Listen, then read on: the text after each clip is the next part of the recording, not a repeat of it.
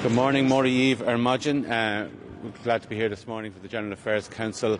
We're just over 1 month away from the start of the Irish presidency, so our preparations are well advanced. We continue to support the Cyprus presidency as they do their work, but we're very much starting to focus on what we need to do and what possibly we can achieve during that presidency. We have a busy agenda on the General Affairs Council today. We're going to, prepare the leaders' meeting in June. We're going to consider the MFF, and we're going to have a general discussion on EU-UK relations as well. So I think it's an important moment. We have an intergovernmental conference on the Albanian accession process as well later on. So that whole enlargement agenda that we're so supportive of moves forward today as well. I think with Ukraine too, I think we can, I hope, make some progress in the coming period ahead. Sir, were you at the meeting this morning of the Net Contributors Club, or is that about to happen? No, there was a meeting this morning which I was invited to. I didn't attend. My permanent representative, Angela Donoghue, went as an observer only to that meeting because we're in pre-presidency mode.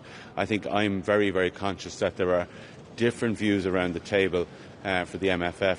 We, as presidency, when we start in July, will need to be the honest broker on the MFF, and we take that role very, very seriously. So I don't want to start falling into camps on the MFF at this particular point. So you're no longer a frugal or a net contributor? Are you staying out of the debate completely, or do you think because the government is arguing for consideration for agriculture, ring fencing money there?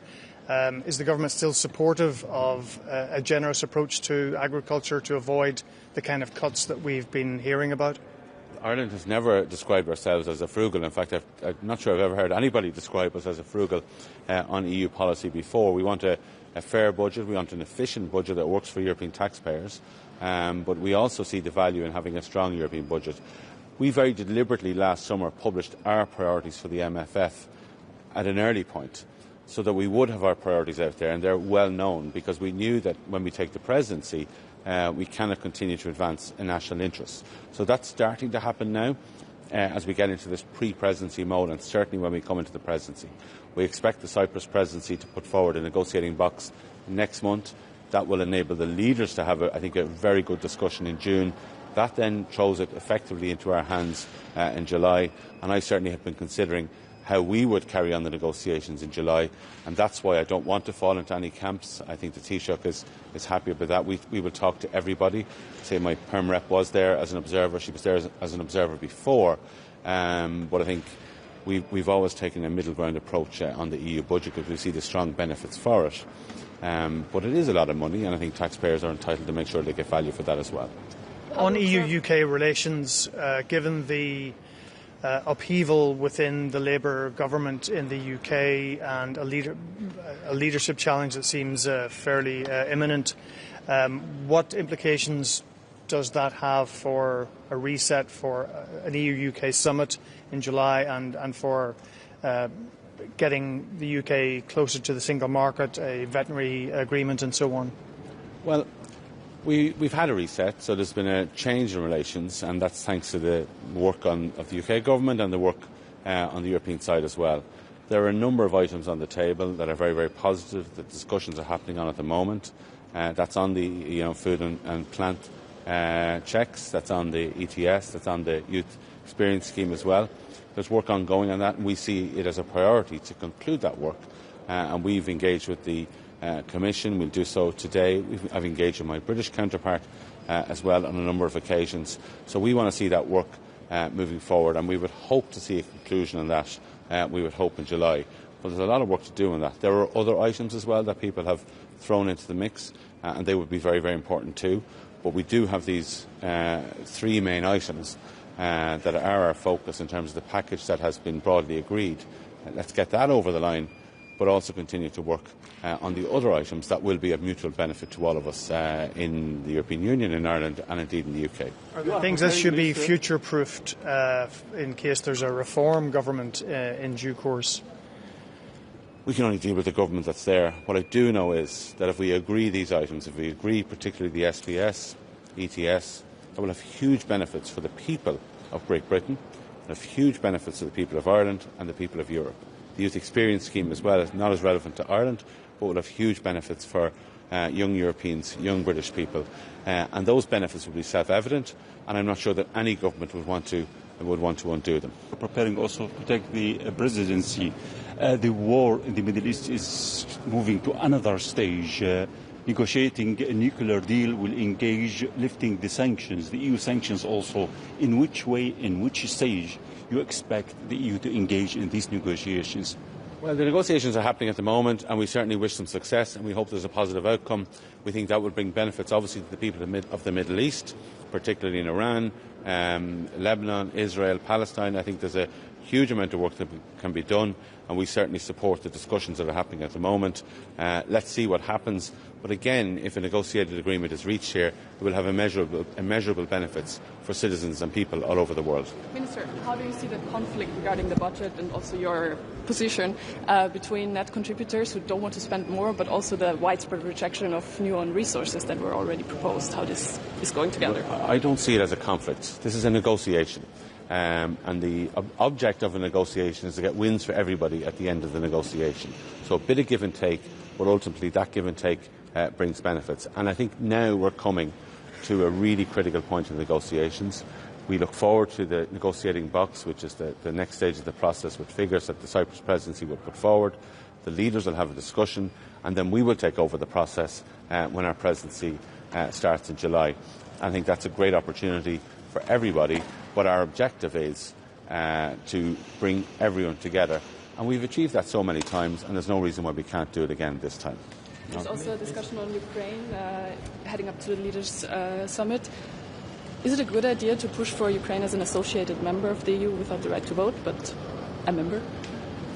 Look, what Chancellor Merz has put forward is a very interesting proposal. Obviously, it has led to various views, including in Ukraine and in other member states as well. All I can do as presidency is work with what the member states want. And at the moment, there is an accession process going on, not just for Ukraine, which is blocked at the moment. We need to unblock that, but also for Montenegro, for Albania, maybe for Iceland if they have a referendum. So our objective as a presidency would be to move all that forward within the current methodology, and we think that can achieve great things. If the member states want to change that, then that's a discussion, no doubt, that the leaders will have. But there's a lot of work ahead of us, and we're certainly determined to do it. MFF reduces the financing of agriculture and the next MFF, and now the agricultural sector is very much on pressure because of the war. Does it change the discussion on the MFF? I think any negotiation is going to be, I suppose, shaped by the circumstances in which it's negotiated, and those circumstances are indeed very uncertain for the world economy, not just the agricultural economy, but particularly the agricultural economy. So I think that if the European Union can agree a long-term budget that delivers for its citizens, it sends out a strong message around the world that we are a serious player, that we have our own house in order, and that we can then move forward to project ourselves on the world stage, always having the objective of benefiting our citizens and our people. Skurmila Malgav, thank you very much.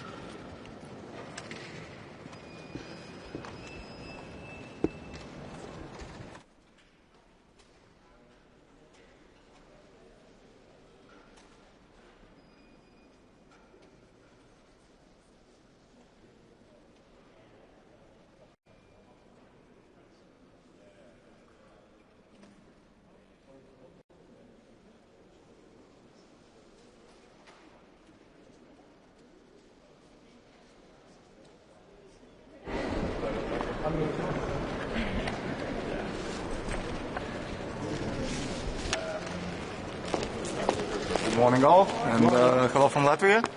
So, fully packed agenda today. Of course, MFF, the next annual budget, is the utmost importance.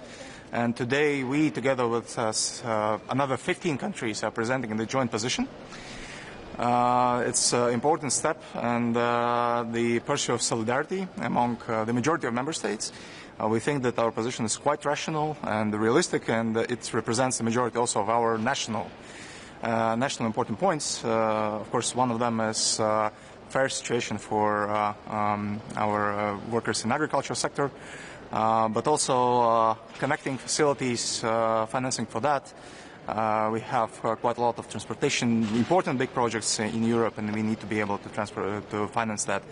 And overall, we believe that in current situation when we have challenges which are emerging, actually, we're having more and more of them, we need to have adequate financing to actually be ready to tackle them, to be ready to be competitive as a union, and be ready to face the future problems if they will emerge.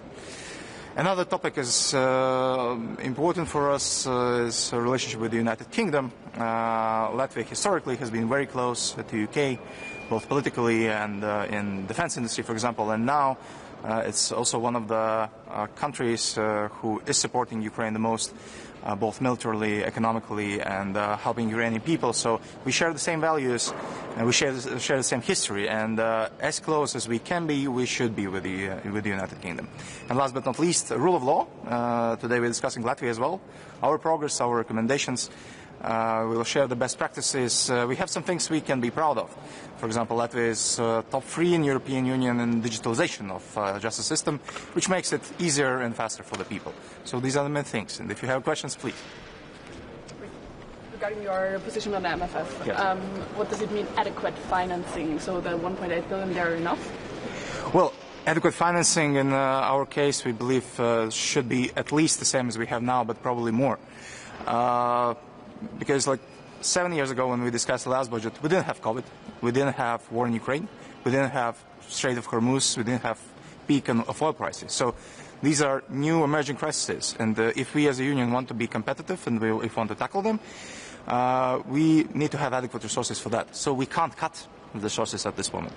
Of course, we need to be flexible, and in our case, what does that mean is that we are ready to talk about own resources, how to expand them, and how to maybe have more money out of them. But there should be a good balance, and at the end of the day, we just can't be underfinanced if we want to be successful on the world stage. This is the time to be. You would pick one of the own resources that were already proposed? Well, I think we have quite a lot of leverages if we talk about taxation for gambling, for example, or for different substances like alcohol and tobacco. So these are one of the things that one. The war in Iran really changed the discussion on MFF, for example, for agriculture, because they are now really under pressure? Well, it really added some angle to the discussion because, of course, many more countries are now speaking about the security of food production. And we also believe in Latvia that this is definitely not the time when we can cut the resources for that. Because this is one of the conflicts which can possibly bring devastating effect on the world food market. And we need to have safe space here in Europe for our agriculture workers to actually be able to produce probably even more than before, because someone needs to be a safe haven, and why not Europe? Allow me one more question. Please. On Ukraine. Yes. Is it clever to push for Ukraine as an associated member? What about the other in the waiting room? That is, so first of all, that is a great proposal from Chancellor Merz. We need to definitely discuss the details and hear from the Chancellor actually what is underneath that. Well, we have several countries in the pipeline who are ready to start accession talks or who are ready to actually become a member of the European Union soon. Not only Ukraine, but Ukraine is among them. Of course, there should be probably more pressure towards starting talks with Ukraine, because this is what has been in our pipeline for a while. But we definitely can't forget about those countries who are ready. Latvian position remains unchanged. Accession and accession talks and enlargement should be always merit-based and values-based. When they have same values, when the countries are doing their homeworks, we are open, and it doesn't matter if it is Ukraine or any other country. Everyone who is ready is welcome. But of course, we need to send signal to the country who is devastated by the war, and we should take that into consideration.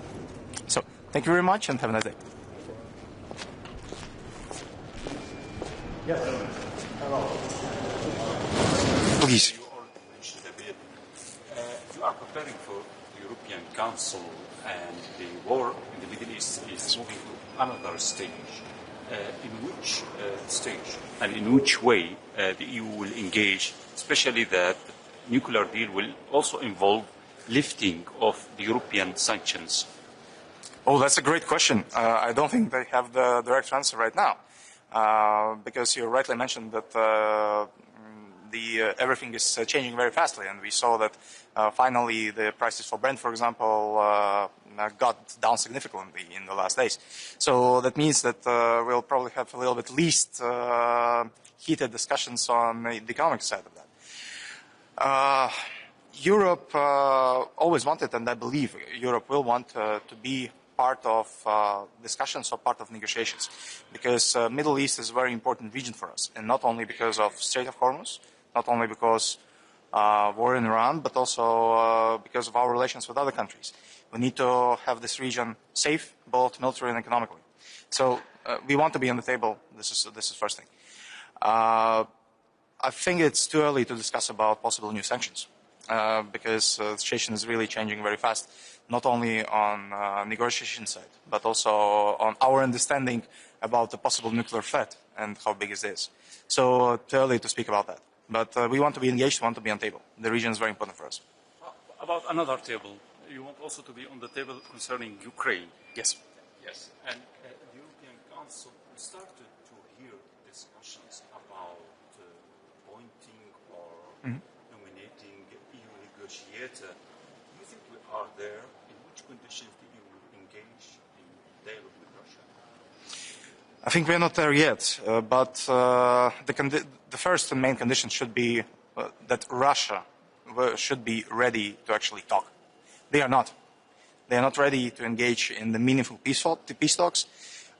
We have seen last year, 2025, there have been, I believe, 6 or 7 opportunities for them to actually agree to a permanent ceasefire or longer ceasefire. They rejected every one of them. Ukraine was ready, Europe was ready, USA was ready, not Russia. So this is the main precondition. While they are not really ready to talk about peace, peace talks are really harsh. But of course, we should be on the table. It's not only our need. Ukraine is Europe, and this is about the whole European security. Baltic states, my country, and also Poland and Finland are seeing drones flying over our territories almost every day. And we have drones crashing in our territory. So this is a real impact of war already in the European Union. So that is one of the reasons, of course, that we need to be on the table. And we need to make sure that the peace is just and long-lasting. Because otherwise, there's no sense. Unfortunately, we don't believe that Russia will change their big position and big picture. They want to be aggressor in our continent. And well, nobody knows when this position will change. We need to make sure that Russia is weak enough to not be able to do anything bad. But we need to be on the table, and this is prerequisite if you want to have a real peace. So, yes. About Ukraine, may I ask? Please. Russia just hit Ukraine with Oreshnik missile for the third time since 2024. Has it somehow changed your perspective on Russia-Ukraine war now? No, there's been no change because, well, Oreshnik is a really great PR story in Putin's mind. It's not a great PR story in our mind because we saw several hits and many big communication about those hits. But nothing really is changing. And I think that Russia is proving that they are becoming weaker and weaker on the battlefield. Well, we see that they cannot really progress on the battlefield. They cannot even fulfill one of their targets.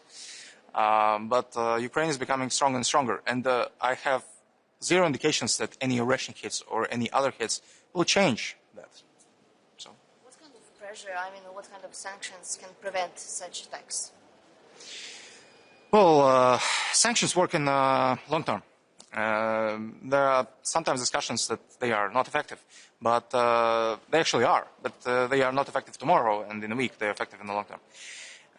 And the main response is to cut all the economic ties with the West for Russia. So this should be the main point of the sanctions. Shadow fleet, very important right now because it gives a lot of money to full war economy and also to actually try to target our critical infrastructure. For example, in the Baltic Sea, this is what Russian Shadow Fleet is doing. So we should decontain Shadow Fleet. We should continue working with those businesses around who are trying to help Russians to overcome sanctions. So this should be the main focus. It should be very painful for them to continue financing the war. It should be very, very painful. And this is our main response. When they will not have this opportunity anymore, they will be ready to talk. Because unfortunately, we don't see any other way right now. But economic pressure is the key. And if we are successful in that, and not only Europe, but actually countries around, including USA, including UK, which is why today's discussion about UK is very important, because we need them on the table. They're a strong and big economy.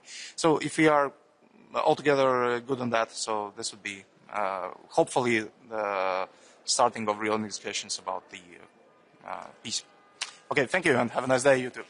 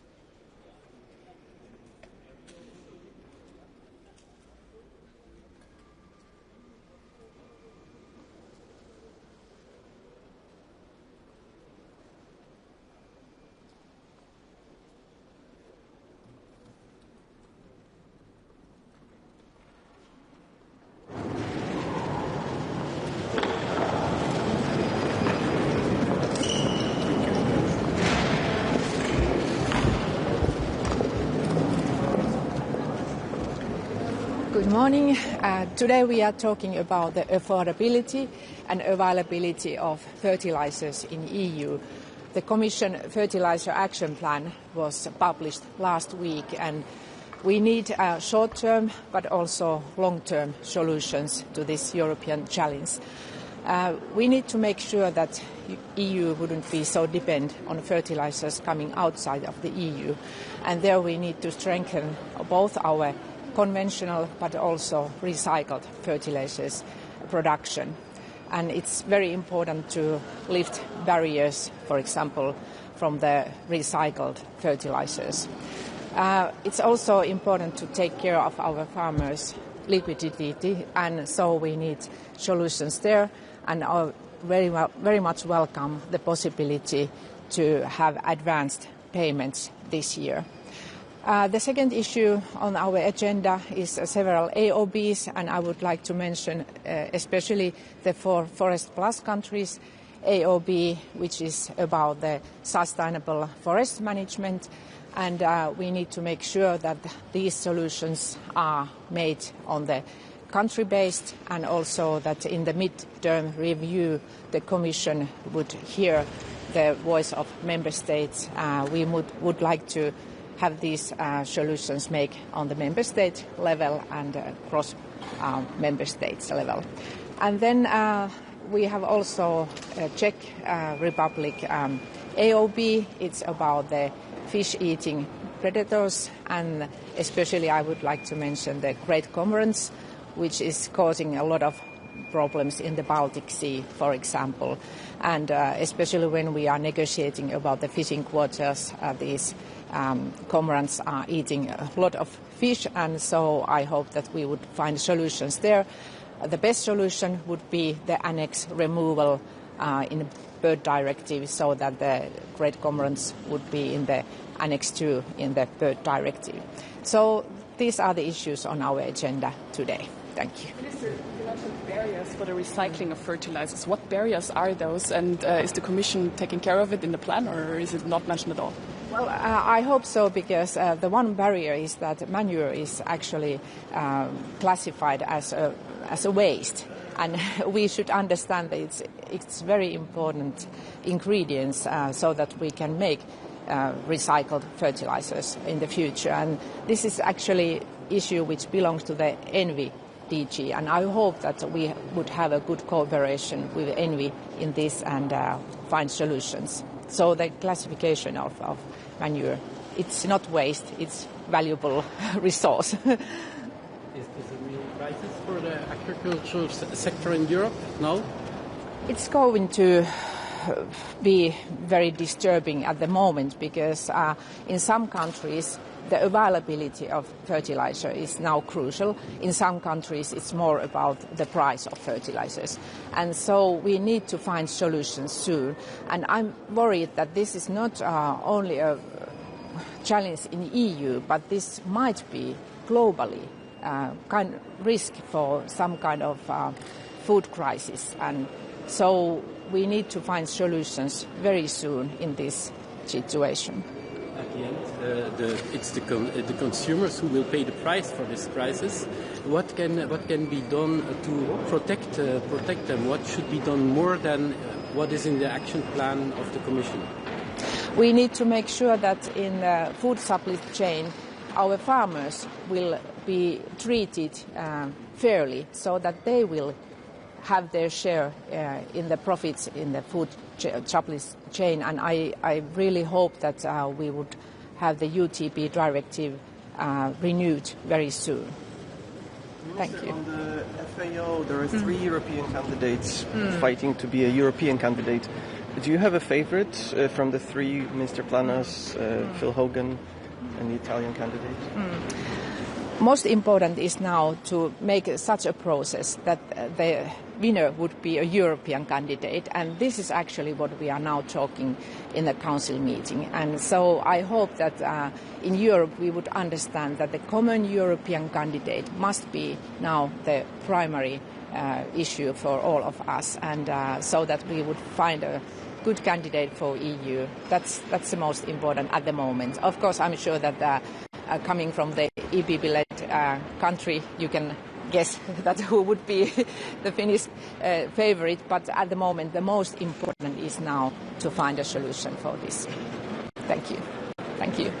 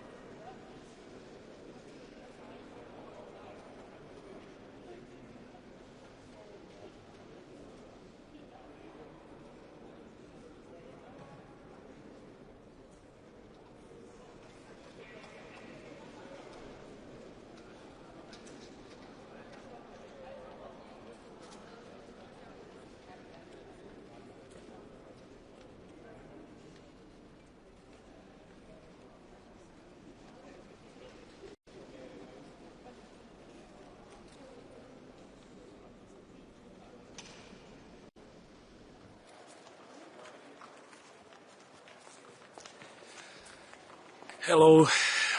Danas na Agrifish vijeću ministara ovdje u Briselu ćemo raspravljati o nizu važnih tema vezanih uz poljoprivredu, uz ribarstvo, a najvažnija od njih je svakako za naše poljoprivrednike gnojivo, cijene i dostupnost gnojiva našim poljoprivrednicima. Rast cijena gnojiva svakako utječe na značajan rast svih kompletnih troškova, na stabilnost poljoprivrednih gospodarstava, ali i svakako na konačnici cijene hrane na našim policama u dućanima. Komisija je u proteklom tjednu predstavila akcijski plan za gnojiva, akcijski plan koji će po prvi puta se sada raspravljati na ministarskoj razini, na Agrifish vijeću ministara.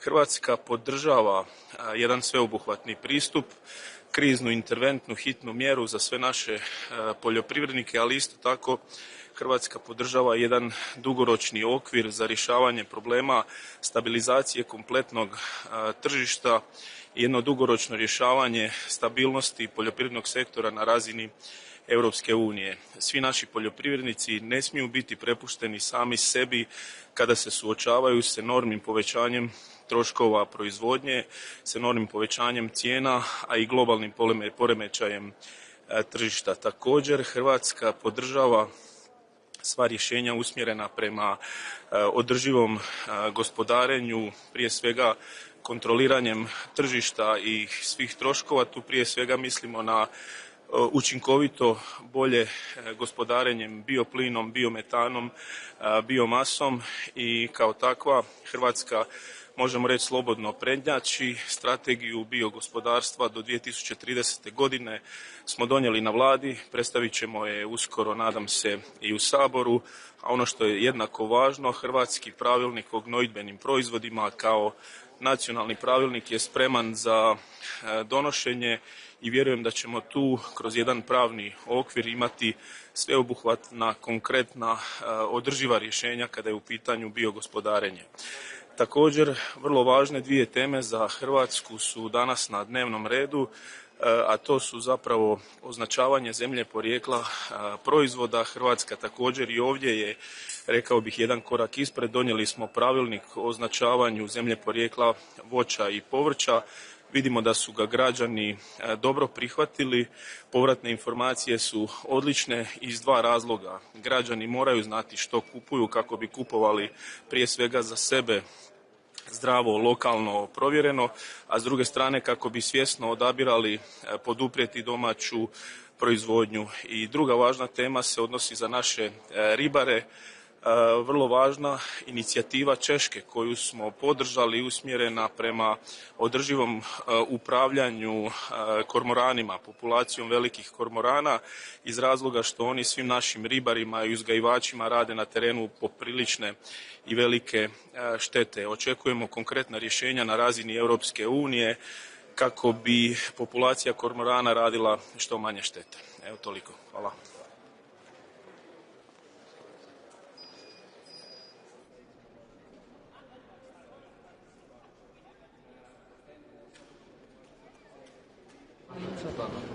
We come here, so you can feel free to join or ask questions, or we can come later.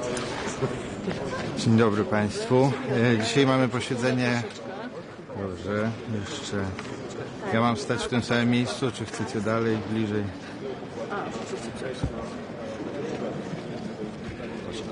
Więc dzień dobry Państwu jeszcze raz.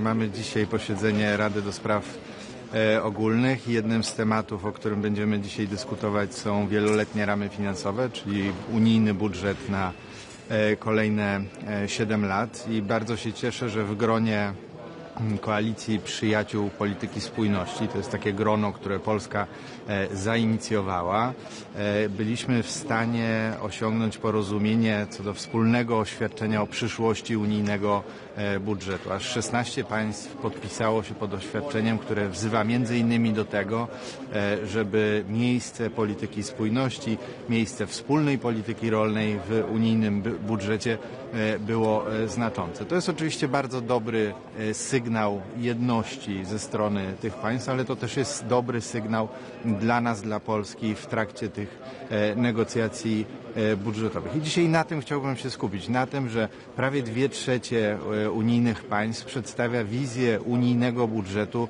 dla całej Europy. To nie jest wizja budżetu tylko i wyłącznie dla tych państw, które korzystają ze wspólnej polityki rolnej, czy z polityki spójności. W tej deklaracji mówimy też o Europejskim Funduszu Konkurencyjności, jak on powinien wyglądać, mówimy o zasobach własnych unijnego budżetu, czy o pomysłach na wspólne pożyczanie pieniędzy. Więc przedstawiamy propozycję, która uważamy, że jest korzystna dla wszystkich obywateli i obywatelek Europy. To jest najważniejsza kwestia z punktu widzenia dzisiejszego posiedzenia. Będziemy się dzisiaj też zajmować przygotowaniem posiedzenia Rady Europejskiej, gdzie też o tym wieloletnim budżecie unijnym będziemy rozmawiać. Poza tym mam nadzieję ciekawa dyskusja o przyszłości relacji między Unią a Zjednoczonym Królestwem i może na tym zakończę. Czy jakieś pytania? Czy dzisiaj możemy się spodziewać takiego pierwszego starcia płatników netto i grupy przyjaciół spójności? No to starcie jest takie tlące się, to są po prostu negocjacje, to w jakimś sensie nic nowego. Myślę, że dzisiaj w bardzo wyraźny sposób znacząca grupa państw potwierdziła swoje przywiązanie do takiego, a nie innego kształtu budżetu i najpewniej wywoła to reakcję. Natomiast będąc po stronie płatników netto, byłbym dzisiaj zaskoczony, że tak dużo państw zgodziło się na podpisanie tego wspólnego oświadczenia. Czytamy, że należy zwiększyć pulę pieniędzy na politykę spójności i rolnictwo. Skoro zwiększyć te polityki, budżet na te polityki, to skąd zabrać? No, to jest dyskusja, która jest przed nami. Dzisiaj nie mówimy i taki jest duch tego oświadczenia o tym, żeby gdziekolwiek ciąć, gdziekolwiek zabierać, tylko że tutaj mamy polityki, które mają bardzo określoną rolę traktatową, które wzmacniają europejskie bezpieczeństwo, które wzmacniają europejską odporność, które wzmacniają europejską konkurencyjność, a w propozycji budżetu są one relatywnie mniejsze od pozostałych polityk. Więc po prostu wskazujemy na nasze priorytety. No, nie wszystko w tym oświadczeniu, to oświadczenie oczywiście nie antycypuje całości negocjacji, ale jest bardzo mocną pozycją wyjściową. Minister, MFF, is it looking less and less likely that there be a general agreement at council level by the end of the year? Well, we're among the member states hoping for an agreement this year, but I don't think that's the most important issue right now. The quality of the agreement is. So we're hoping for the agreement so that we have enough time for the programming, which is especially important for policies such as the cohesion policy, but the key aspect here is quality.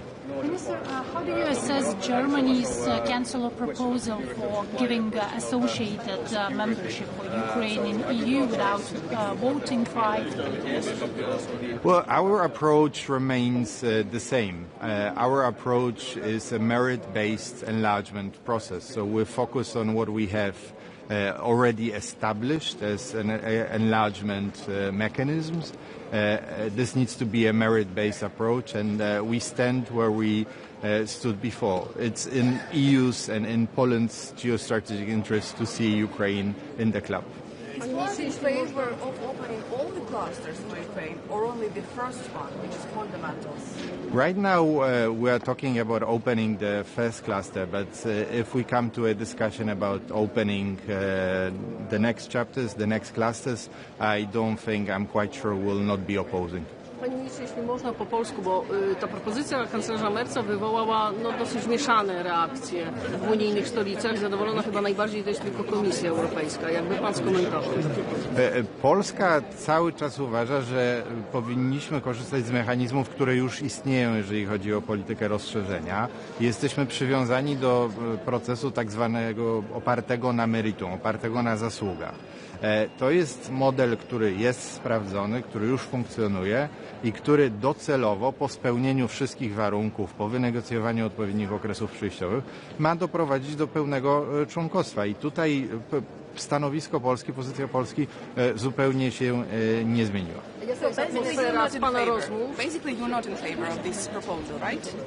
Well, our focus is, listen, there are many concepts during the enlargement discussion. Our focus, and we feel this is an offer that we extend to all candidate countries, is that we have a merit-based enlargement process, and our focus should be there.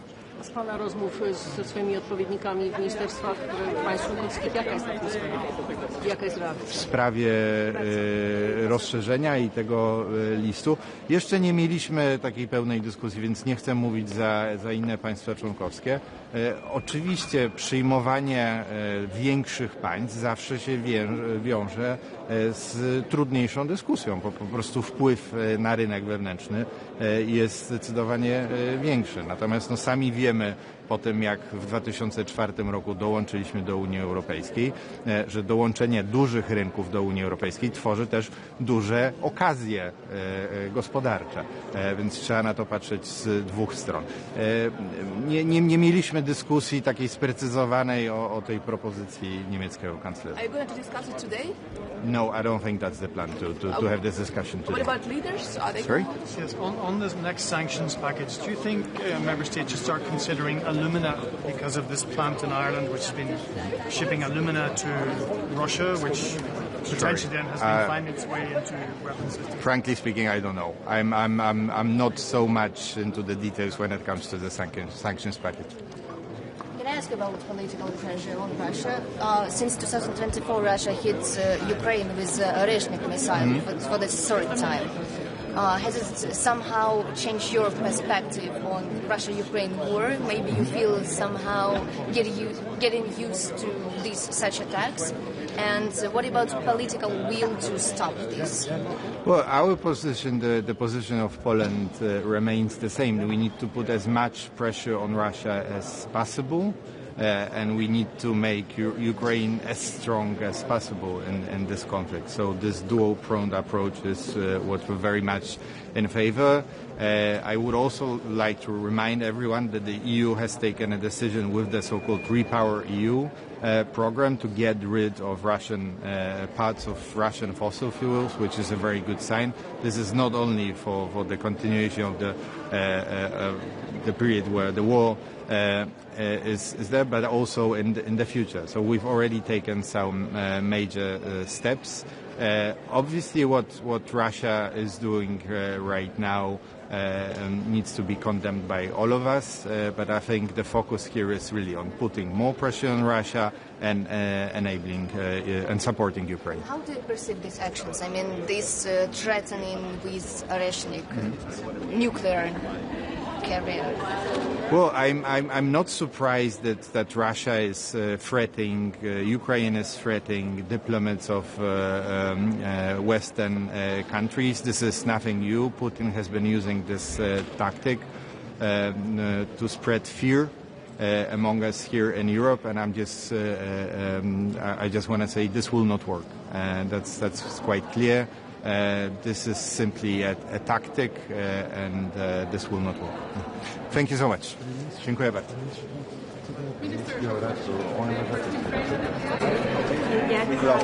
A question on Ukraine and the accession. Do you support Matt's suggestion to make Ukraine an associated member? Our focus, and that's been the Polish position for quite some time, is on the so-called merit-based process.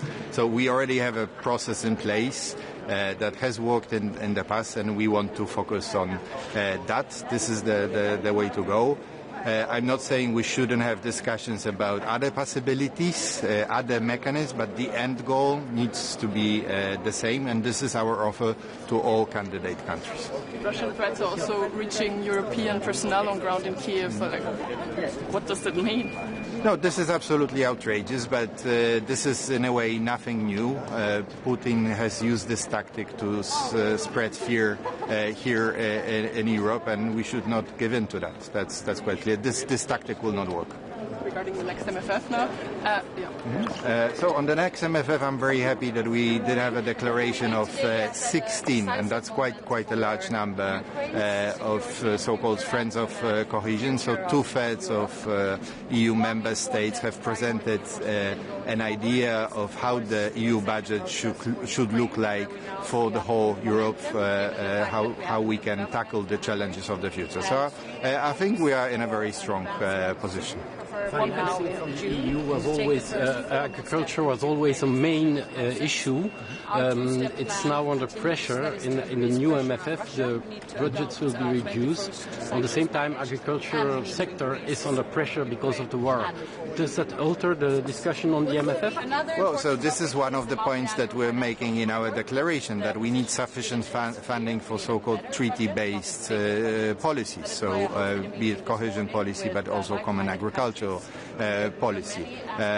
So yes, we do need enough money, and as some would say, the common agricultural policy ensures that we have food security, which, given the whole geopolitical context, is very important. Thank you so much. 1.8 billion is enough for this. Thank you. Bye-bye. Thank you. Minister, just a quick question, Minister. Thank you.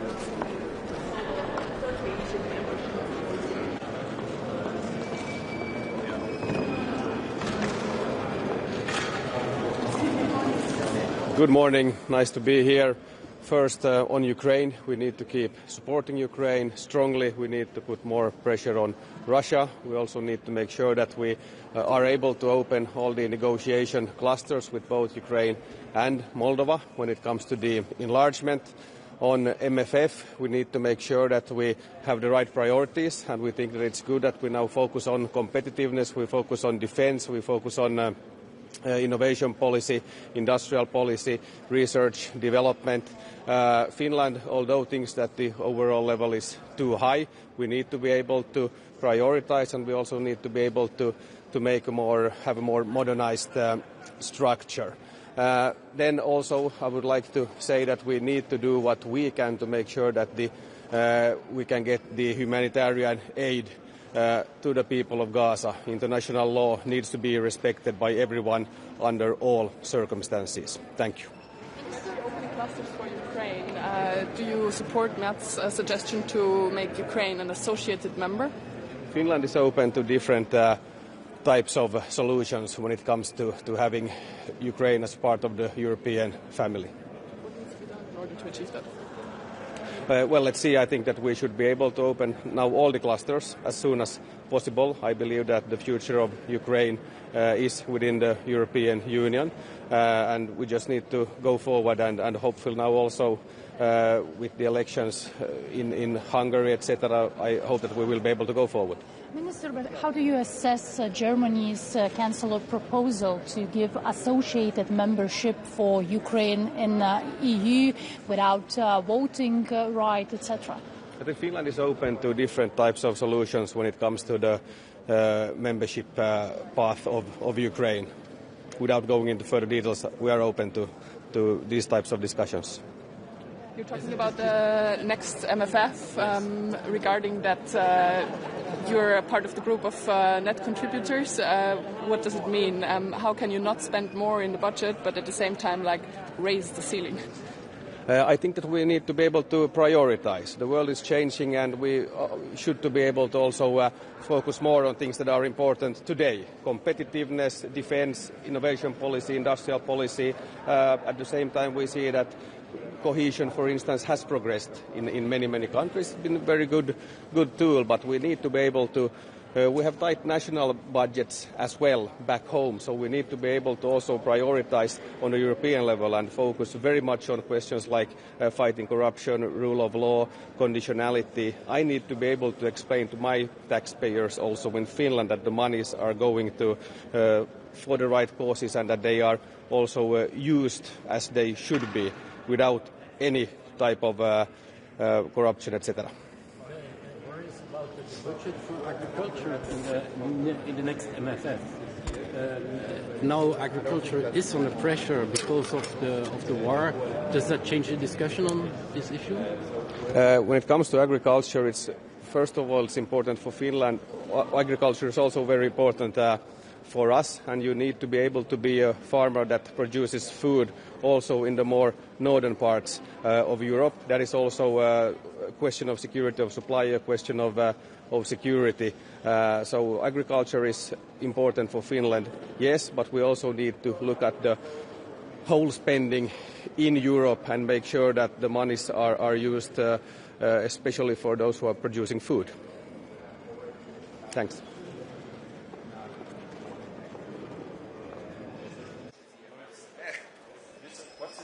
You are preparing for the European Council, and we have talks around that the EU is going to negotiate for a dialogue with Russia.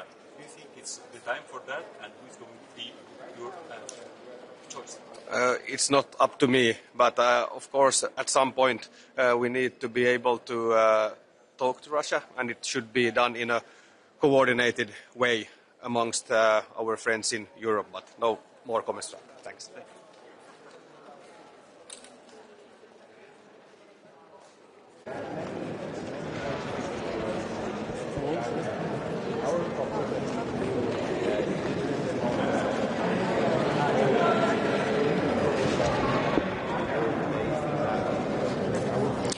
Στο σημερινό Συμβούλιο θα συζητήσουμε σημαντικά θέματα, όπως είναι το θέμα του κόστους παραγωγής με αφορμή βεβαίως την αύξηση της ενέργειας, αλλά ιδιαίτερα των λιπασμάτων, και βεβαίως την εμπορική πολιτική της Ευρωπαϊκής Ένωσης.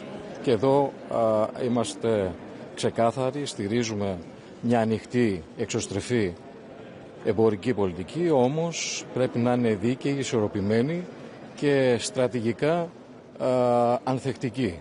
Και εδώ πρέπει να προστατεύονται και οι Ευρωπαίοι αγρότες, η παραγωγή, γιατί τηρούν και λειτουργούν με υψηλούς κανόνες παραγωγής όσον αφορά την ασφάλεια των τροφίμων, και δεν πρέπει να αντιμετωπίζουν αθέμητο ανταγωνισμό από προϊόντα κατώτερης ή χαμηλότερων προδιαγραφών. Επίσης, στο θέμα των λιπασμάτων πρέπει να κινηθούμε σε 3 επίπεδα, είναι η θέση μας: στη στήριξη, την άμεση στήριξη των παραγωγών, γιατί πραγματικά το κόστος παραγωγής με αφορμή την εκτείναξη των τιμών των λιπασμάτων είναι μεγάλο, και βεβαίως να δούμε ρεαλιστικά τη μετάβαση σε άλλες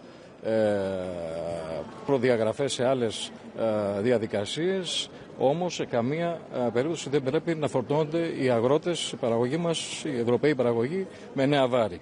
Και βεβαίως στήριξη της ευρωπαϊκής βιομηχανίας, διαδικασίας, παραγωγής λιπασμάτων, ώστε να μην έχει αυτή τη μεγάλη εξάρτηση που έχει μέχρι σήμερα. Ευχαριστώ πολύ.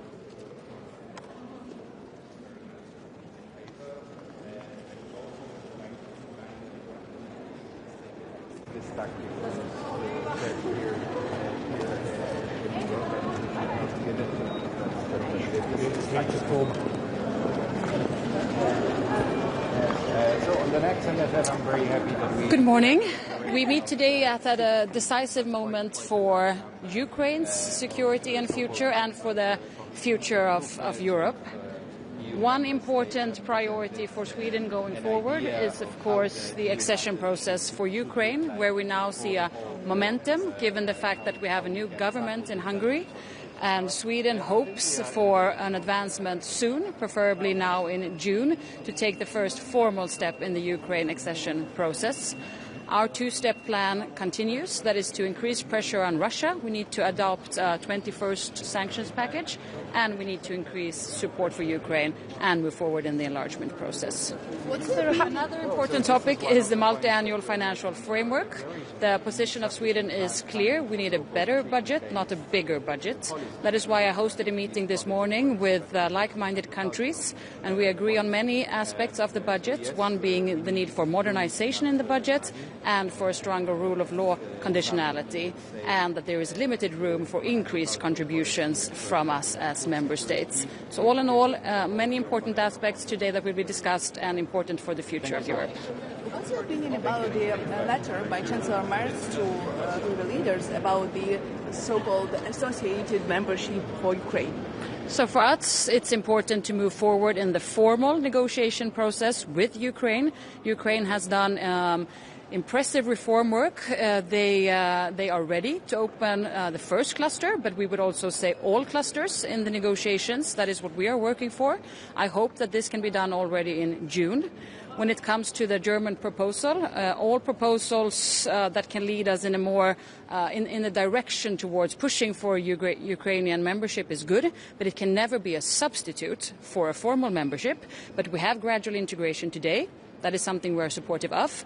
But the German proposal, more in detail, we will have to analyze, but it can never be a substitute for the real membership, and that is what we are working for. Jag tycker att alla idéer som kan driva diskussionen framåt om Ukrainas medlemskapsprocess är en viktig del i diskussionen för ett riktigt medlemskap. Och det är ju vår första prioritering. Och nu ser ju vi ett nytt momentum givet den nya ungerska regeringen på plats. Vi hoppas att vi skulle kunna öppna den formella förhandlingen med Ukraina redan i juni. Det är någonting vi stödjer och arbetar för.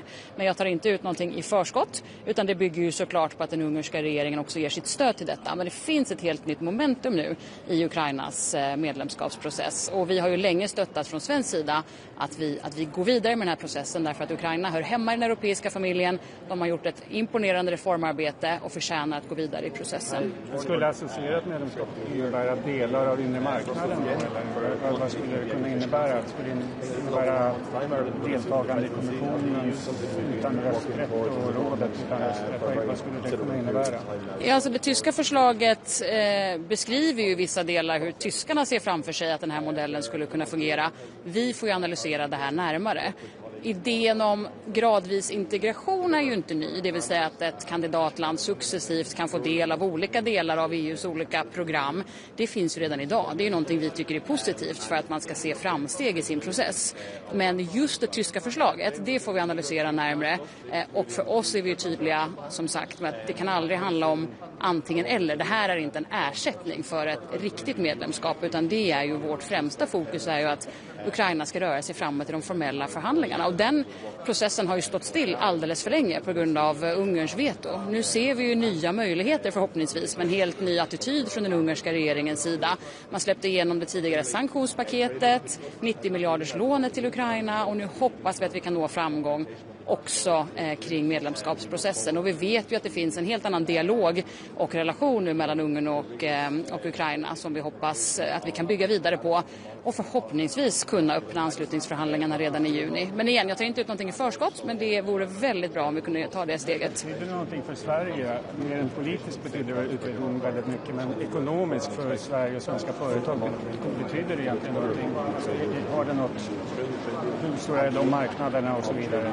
Nej, men jag skulle säga att vår inre marknad i Europa, att vi har EU, att vi har 450 miljoner konsumenter, det är ju en av våra absolut främsta styrkor. Det är därför vi också trycker på hela tiden för att fördjupa den inre marknaden. Kan vi dessutom få den att växa med fler länder som ansluter sig till vår inre marknad och vår ekonomi, så bygger ju det Europa starkare. Det skapar möjligheter för våra företag att exportera sina produkter, sina tjänster.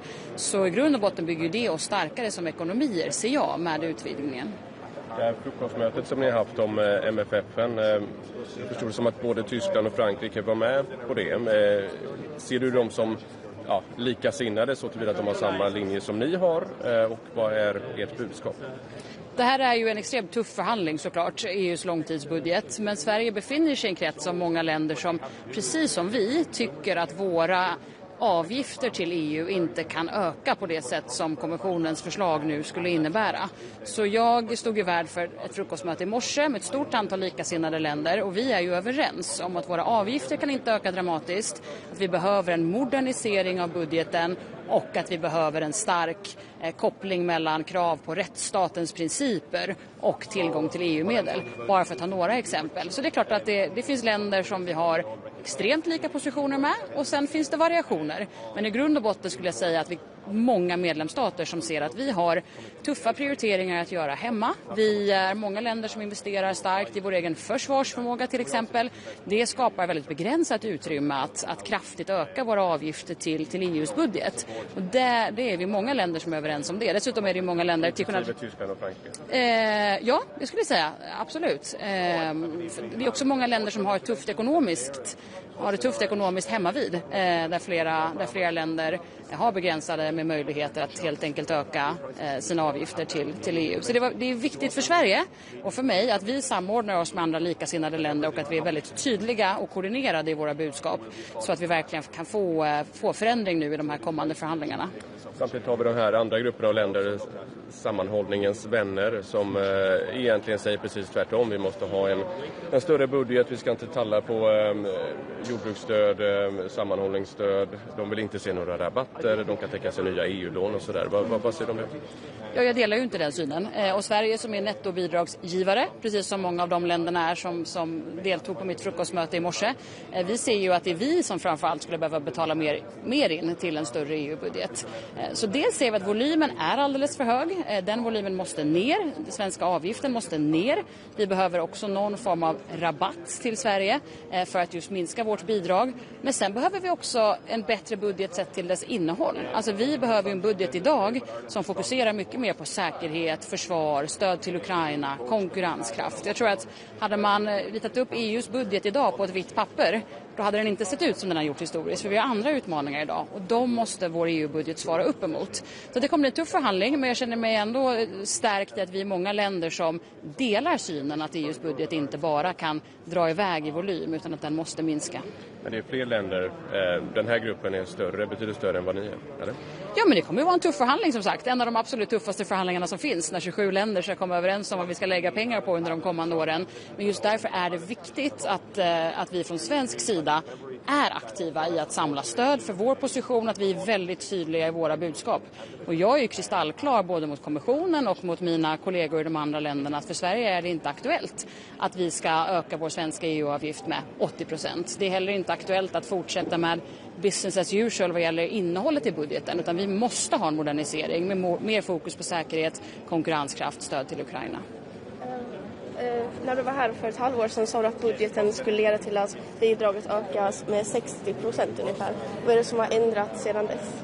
Det är svårt att få exakta siffror. Även 80% som vi har beräkningar på nu är ju konservativt beräknat. Det skulle kunna vara mer också. Så det beror lite på ibland, för att vara lite teknisk, om man räknar med betalningar eller man räknar med åtaganden eller hur man räknar helt enkelt. Men att det skulle bli en mycket kraftig ökning för svensk avgift, det är väldigt tydligt hur man än räknar.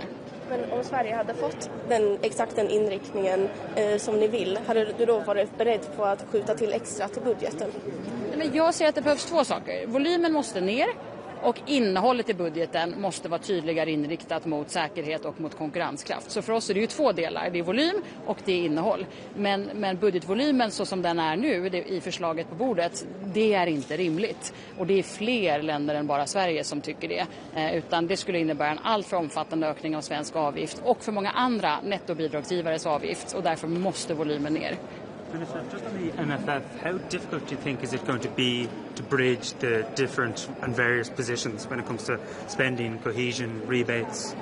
I mean, very difficult. It's always difficult, but in the end of the day, we tend to have an agreement, so to say, and I'm sure we will also this time. But we will see how long the negotiations will take. I mean, some want to push the timetable quite a lot. What we're saying is that it would be good, of course, to have a fast decision, but it's more important that we have a good decision on the budget. So in that sense, we have time. But sure, it will. We come from different points of view, some countries, but that's only natural.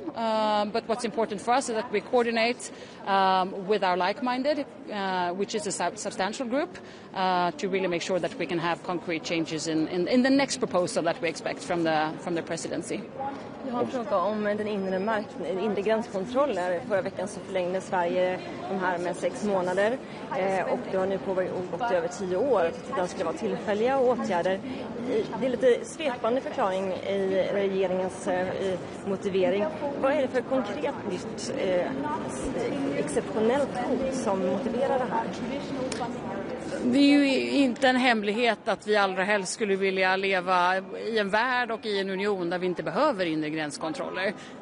Men då har vi haft problem under lång tid med att vi inte har haft ordning och reda varken vid EUs yttre gräns eller ibland gränserna inom EU. Och då behöver vi av olika skäl ha bättre kontroll över vilka som rör sig in till Sverige. Så att på så sätt så är det inget konstigt, men det är klart att vi i den bästa av världar vill gå tillbaka till en situation där det här inte behövs. Men nu ser vi det som nödvändigt. Fler frågor får ni rikta till ansvarig minister. Experter på EU-rätt dömer ut det här som olagligt. Vad tänker du om den kritiken? Nej, men Sverige är ju inte det enda land som vidtar den här eller liknande åtgärder. Vi ser ju runt om nu i hela Europa egentligen att man inser att vi har haft en oordnad migrationspolitik som kräver att vi vidtar åtgärder av olika slag. Jag menar, vi kommer diskutera migration också på dagens möte och behovet av att dels implementera migrations- och asylpakten, titta på olika innovativa lösningar som det kallas för att stävja den irreguljära migrationen och öka återvändandet. Så att vi behöver ju många åtgärder där inre gränskontroller är ju en del, men det är ju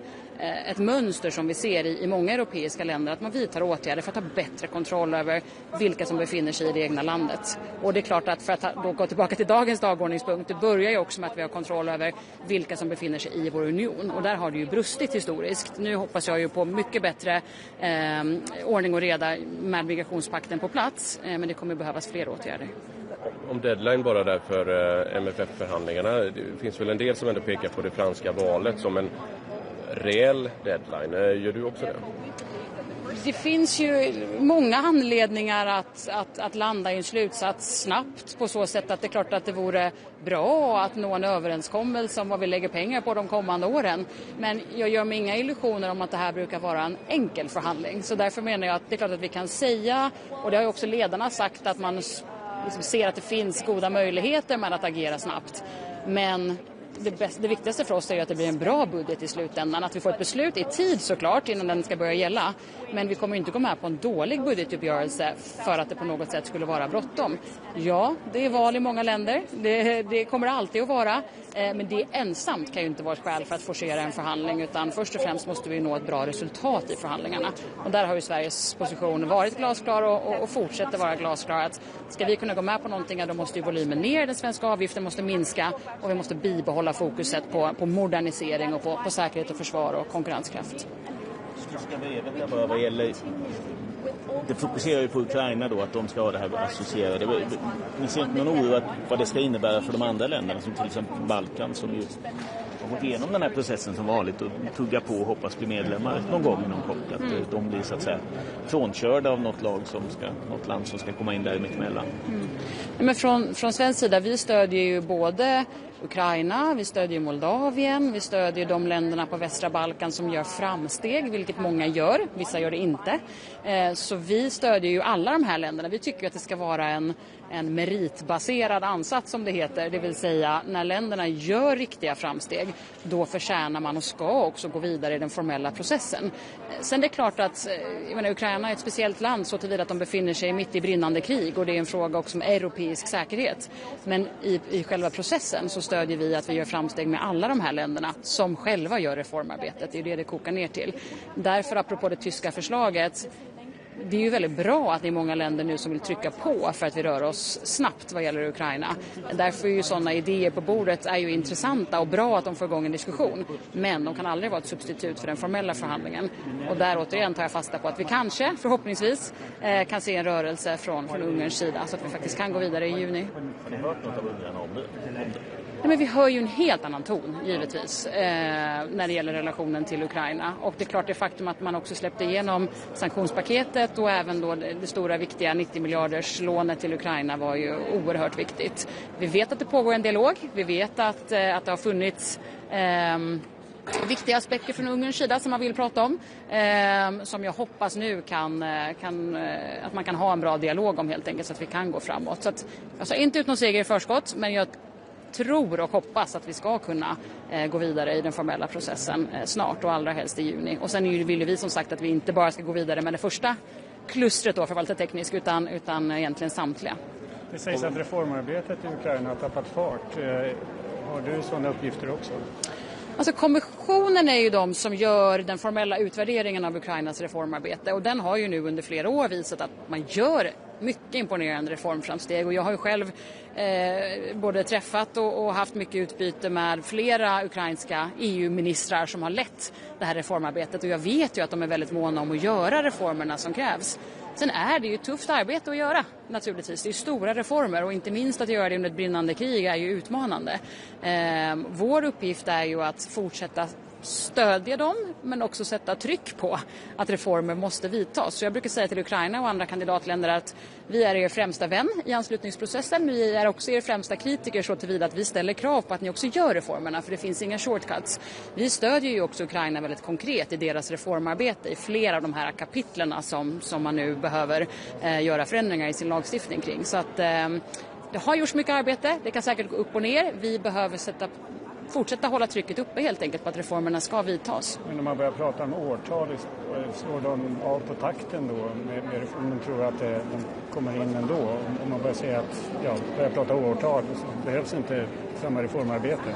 Ja, men Sverige har alltid varit mycket varsamma med att utlova specifika målår, därför att det just handlar om hur snabbt reformarbetet går på hemmaplan i de olika länderna, inklusive Ukraina. Sen säger vi alltid att om länder har en ambitiös tidsplan så stödjer vi ju deras ambition om att ha en snabb tidsplan. Men sen så kokar det ju ner till huruvida de verkligen gör reformerna som krävs.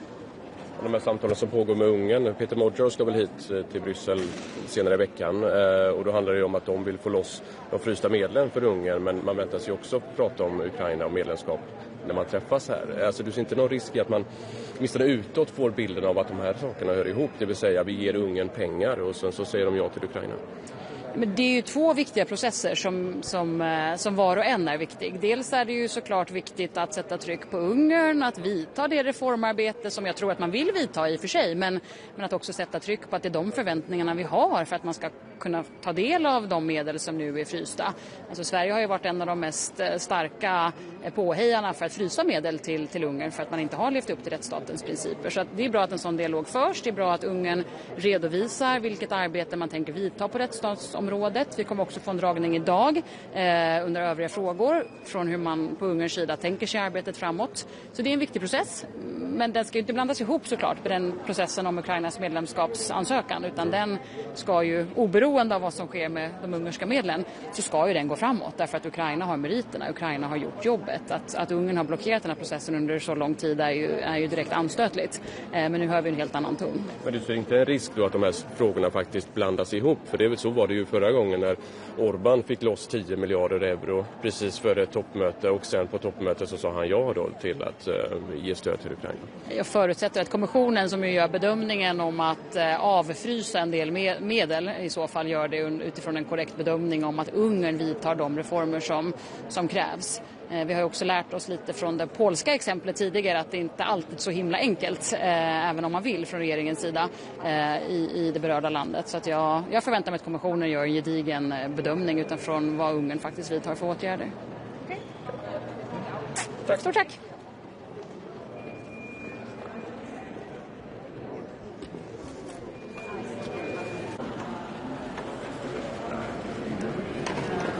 Dobré ráno. Dobrý den. Tak až budete ready.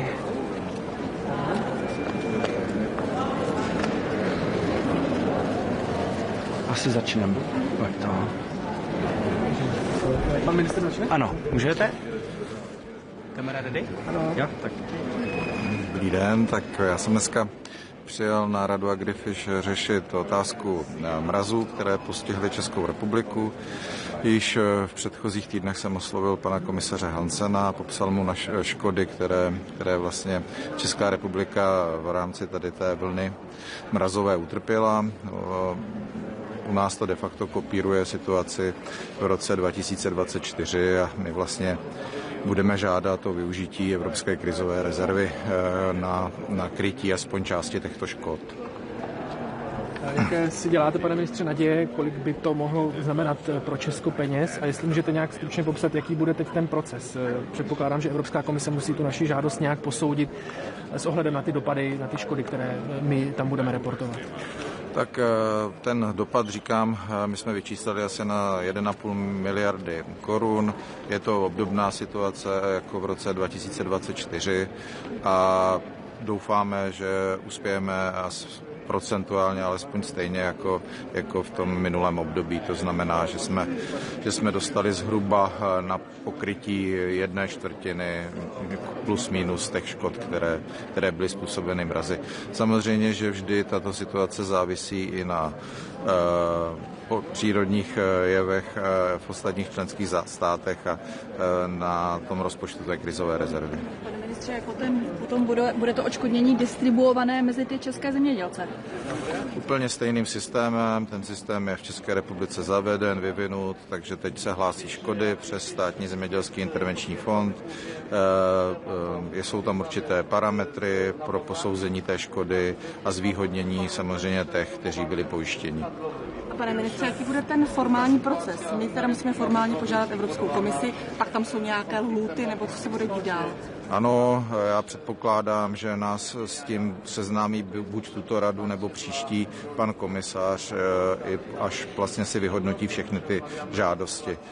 Já očekávám, že ten proces bude trvat několik měsíců a k tomu odškodnění, pokud k němu dojde, přes tyto prostředky dojde buď na konci tohoto roku, nebo v příštím roce.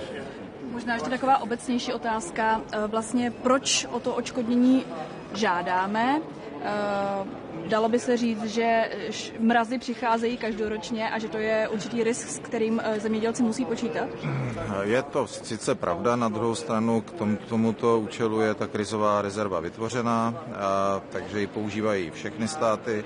My i v rámci těch systémů, které máme a podpor, motivujeme naše pěstitele, v tomto případě pěstitele ovoce, aby se pojišťovali, pokud to jde, a aby vlastně pracovali a investovali i do těch protimrazových opatření, což je samozřejmě podmínkou pro jejich úspěch, protože ta mrazová vlna čas od času přijde. A tam se to tady nejvíc týká ovoce a konkrétně jakých produktů? Tak 80% škod je na jabloních v České republice. A mohla bych se ještě zeptat na jiné téma, a to jsou hnojiva. V současné době konflikt v Hormuzském průlivu. Hodně se hovoří o tom, že tam tudy vlastně se dostávají ven do Evropy, do Asie i hnojiva. Jak moc velký to má dopad na Českou republiku, na české zemědělce? Tak my ty dopady se do evropského zemědělství a českého zemědělství teprve promítnou. Já jsem velice rád, že komise představila ten rámec, jak by řešit otázku hnojiv v evropském zemědělství akčním plánem, který byl zveřejněn 19.5. My se k tomu samozřejmě dneska dostaneme, budeme to projednávat. Já opravdu vítám tu podporu, která je tam směřována na tu prvovýrobu. Na druhou stranu byl bych rád, aby ten plán byl využit a byl spravován nějakým centrálním řešením evropským, aby nedošlo k soutěži vlastně národních rozpočtů, aby jsme se jednotlivé státy nepřetlačovali, kolik vlastně na, dejme tomu, tu tunu průmyslového hnojiva budeme našim zemědělcům vlastně kompenzovat. Ten plán také obsahuje vlastně část, která slouží nebo je ve prospěch podpory evropských producentů hnojiv, a to si myslím, že i z pohledu dlouhodobé udržitelnosti je pro Evropu důležité. Jinak já bych ještě rád informoval o tom, že na radě budeme dneska řešit i otázku rybožravých predátorů v druhé polovině jednání. My tam vlastně Česká republika ve spolupráci s dalšími státy budeme upozorňovat na tu problematiku kormorána i s návrhem plošného řešení v rámci Evropy, takže to je vlastně takový druhý hlavní bod pro mě v dnešním jednání z pohledu České republiky, a další jsou ty hnojiva, to už jste se mě na to ptala. A samozřejmě taky chceme podpořit státy, které mají obdobné problémy s klimatickými jevy, například Slovensko se suchem, protože u nás je ta situace tak na hraně z pohledu toho sucha, takže se určitě o tomhle a o využití krizové rezervy budeme také ještě bavit. Jak velký problém ten kormorán představuje pro české zemědělce a jaké plošné řešení si představujete? Tak kormorán jako rybožravý predátor vlastně migruje, proto se nedá řešit jedním opatřením na území jednoho státu. Je to otázka řešení v hnízdištích. My jsme v letošní zimě nebo v proběhlé zimě byli svědky velkých vlastně ataků těch kormoránů, který vlastně trávili tu zimu na našem území, hlavně na řeky. A musím říct, že jsou to obrovské škody v řádech desítek až stovek milionů korun, které vlastně ten dravec každoročně na ty rybí populaci způsobuje. A které další země možná ještě s tím mají problém, s tím kormoránem? Já si myslím, že jako je to, že nás podpoří řada zemí v tomto, od severských zemí po Baltí až vlastně po ty země v našem pásmu, kde se ten kormorán vyskytuje. A kolegyně se ptala ještě na to řešení, tak jaké bychom si představili řešení, nebo co s tím dělat? Je jako v debatě určitá redukce těch populací v hnízdištích. Děkujeme. Ty státy máte když tak v tom paperu, co jsem posílal. Tak jo. A změnil jsem.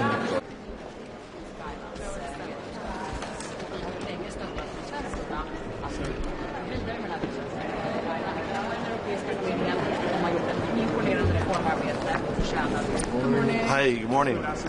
It's great to be here in Brussels again for the monthly meeting of the Agri-Fish Council. In a little over 1 month's time, Ireland will assume the presidency of the EU, something we've been working towards as a government for a very considerable period of time now. So I look forward to meeting with Commissioner Hansen and with colleagues across the Agri-Fish Council, where, during our presidency, Ireland will work with colleagues all across the council to deliver for our farmers and our fishermen and women and the rural and coastal communities on which they depend, to build their resilience, to support their incomes, and to build the sustainability of their future as well. Today will be a number of things to be discussed, including the Fertiliser Action Plan, enhancing our own resilience and our own production of fertiliser within the EU has to be a key priority, and reducing our dependency on imports. This is something that is really important, and Ireland will work both now and throughout our presidency on that plan and to make it impactful for our farmers and for food security. Similarly, trade will be discussed at this meeting, as it always is. Ireland notes the interim implementation of the Mercosur trade agreement. We look forward to the rigorous implementation of analysis and monitoring of the market impacts of this deal. And also very robust interventions in terms of the implementation of the safeguards where they're required. And we would hope and expect that similar monitoring will happen with other EU trade deals, including the EU-Australia trade deal, and the impact of trade deals like the UK is doing with Australia and New Zealand, and that they will be looked at in the whole. As a friend of cohesion when it comes to having a bigger EU budget and a budget that supports agriculture? Yes, and obviously during our presidency the MFF will be a key part of the negotiations that Ireland will be looking to progress, and from the perspective of the overall CAP budget, I'm acutely aware of the importance that many member states are putting on the area of defence, and I would say at the heart of the common agricultural policy is food security, and it should be discussed in that context of defence and beyond. Building our resilience around food security, the same as energy security, is a key part of that. Is the action plan from the Commission enough to protect consumers? So what we have to do is protect our consumers, protect food security, protect our farmers. This is a very significant input cost for our farmers, and that challenge is there, and I think the fertiliser plan has a lot of detail but I and my officials are working through, and I look forward to discussing it with colleagues and hearing their perspective on it today too. You mentioned boosting domestic production, but some member states are still calling for a reduction on CBAM for fertilizers. Isn't this working against it? So what I'm talking about is boosting the EU production. I think this is a vulnerability that we all recognise in the EU, our dependency on imports of a key input for food production coming from the outside of the EU. So not so much domestically as Europe-wide. I think we need to look at that. And we also need to invest more in the area of research in terms of how we support use of alternatives and incorporate them into our food production systems as well.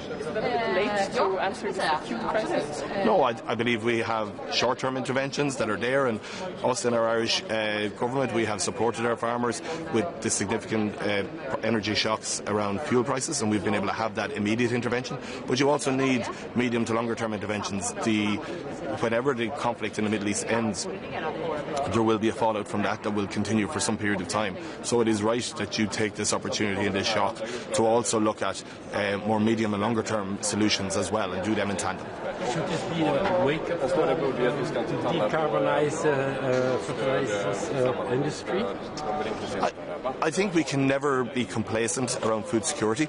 And food security is at the heart of a strong defence policy. And I will always make that point, and it will be a key part of our approach to the presidency, that we see the funding of CAP, we see the support of our farmers and our fishermen and fisherwomen. That is an integral part of supporting food security, and we can never be complacent about that. Minister, are we getting closer to getting a single agreed EU candidate for the FAO position, and will that be discussed today? I don't believe it's on the agenda today, but Ireland strongly supports the agreed approach that we had on our working lunch in February of the Agri-Fish Council, where all member states agreed that a single candidate was our PO, something that no European has held for over 50 years. It is something we have a big ambition for in Europe, and Ireland supports the selection of an individual candidate. But there's a deadline looming for that. It doesn't look like either Italy or Spain are prepared to Well, obviously we in Ireland have a strong candidate in Phil Hogan, and Ireland's position has always been really clear. We agreed back in February that the best approach here is for all member states to agree one European candidate, and that would still be Ireland's position. Thank you. Minister, quickly, you are going to have the presidency, and the cost of the energy for farmers is becoming higher. How you see this issue is going to develop in the coming weeks? And concerning also the EU response, what should be done? Yes, cost of energy is a really significant impact for us, and we in Ireland have a fuel intervention, a support scheme for our farmers to support them in fuel in the short term. The discussion today will be around the fertiliser action plan and the importance of supporting our farmers for what is a key input and a very increased input cost for our farmers. And the fertiliser action plan is about identifying the increase in cost, but also supply into the future. I believe we need to look to enhance our production of fertiliser across the EU and not be as dependent on inputs, because it is, as part of that food security discussion, a key tenet of that.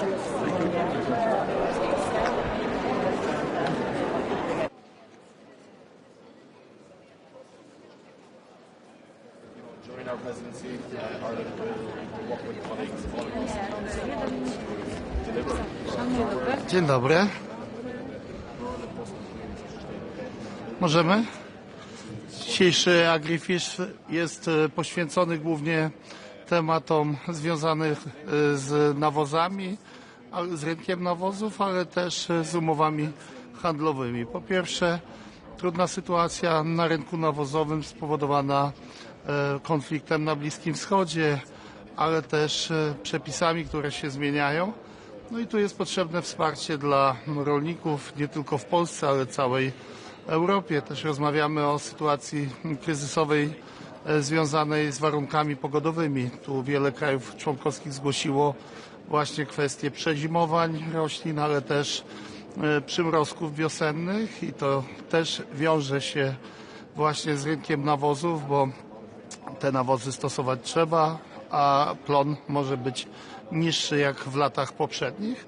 No i oczywiście umowy handlowe. Wystąpiliśmy do Komisji o to, by przedstawiła całościowy wpływ podejmowanych czy podpisywanych umów handlowych na rynek europejski, w tym w rozbiciu na poszczególne rynki krajowe, ale też produkty wrażliwe, chociażby produkcja cukru i rynek cukru, Te umowy, które zostały zawarte, to jest około 16% całościowej produkcji cukru na rynku europejskim, więcej niż produkuje cukru Polska. Dlaczego Polska chce tego zestawienia? No przecież dużo mówiliśmy w Polsce, w Europie na temat umowy pomiędzy Unią Europejską a krajami Mercosur, ale jest wiele umów, które są w tej chwili dyskutowane, które są zawierane i chcemy mieć właśnie policzone, jaki jest wpływ zawieranych umów na nasze rynki. Nie może być tak, że z jednej strony szukamy pieniędzy na wsparcie naszych rolników, naszych przetwórców, a z drugiej strony są swobodnie podpisywane umowy, które niosą wiele zagrożeń dla naszych lokalnych producentów. Jakie zagrożenie niesie podpisana właśnie umowa z Meksykiem? Tutaj są jakieś zastrzeżenia? Sama umowa z Meksykiem raczej nie niesie zagrożeń, bo oni są raczej importerem produktów niż eksporterem na nasze rynki. Natomiast właśnie tak jak powiedziałem, trzeba spojrzeć w ujęciu całościowym na tę umowę. Czyli Polska ma obawy, że to nagromadzenie ostatnich umów Mercosur, Indie powoduje, że będzie zagrożenie dla... Tak, jako resort rolnictwa wskazywaliśmy na najważniejsze zagrożenie związane z umową pomiędzy Unią Europejską a krajami Mercosur i dotrzymaliśmy słowa, złożyliśmy skargę. Proszę zauważyć, Polska jako jedyny kraj członkowski taką skargę złożył. Były zapowiedzi między innymi Francji i innych krajów członkowskich, że będą podobne skargi składać, jednak to tylko Polska taką skargę złożyła. Pytanie w związku z nawozami. Komisja Europejska już zapowiedziała, że zaproponuje wsparcie ze wspólnej polityki rolnej dla rolników. Jakie to będzie wsparcie dla Polaków? Tak, mówimy o rezerwie 200 milionów euro i to są pieniądze, które mają wystarczyć na wszelkie pomocy, czyli i pomoc nawozowa, ale też specjalne, nadzwyczajne wsparcie w związku z występującymi anomaliami pogodowymi, więc ten budżet nie jest jakiś wielki. Natomiast to też Komisja Europejska daje zielone światło, by wykorzystać środki krajowe na pomoc i będziemy to robić. Takie rozwiązanie w najbliższych dniach będę starał się przedstawić. 200 milionów euro, tylko dopytam, to jest dla Polski czy... Nie, dla wszystkich w całej Unii Europejskiej. Trzeba dużo więcej niż są te możliwości budżetowe. Trwają prace nad tym, żeby móc skorzystać z innych pieniędzy, bo tu mówimy o rezerwie, która jest właśnie przeznaczona na te cele. Na dyrektora generalnego FAO, organizacji FAO, czy Polska ma już faworyta wśród tej trójki? Nie mamy faworyta, rozmawiamy o tym. Najważniejsze jest, żeby tutaj spośród tych kandydatów wyłonić jednego, bo inaczej możemy przegrać konkurencję spoza Unii Europejskiej. Kandydat może wygrać. Dziękuję bardzo.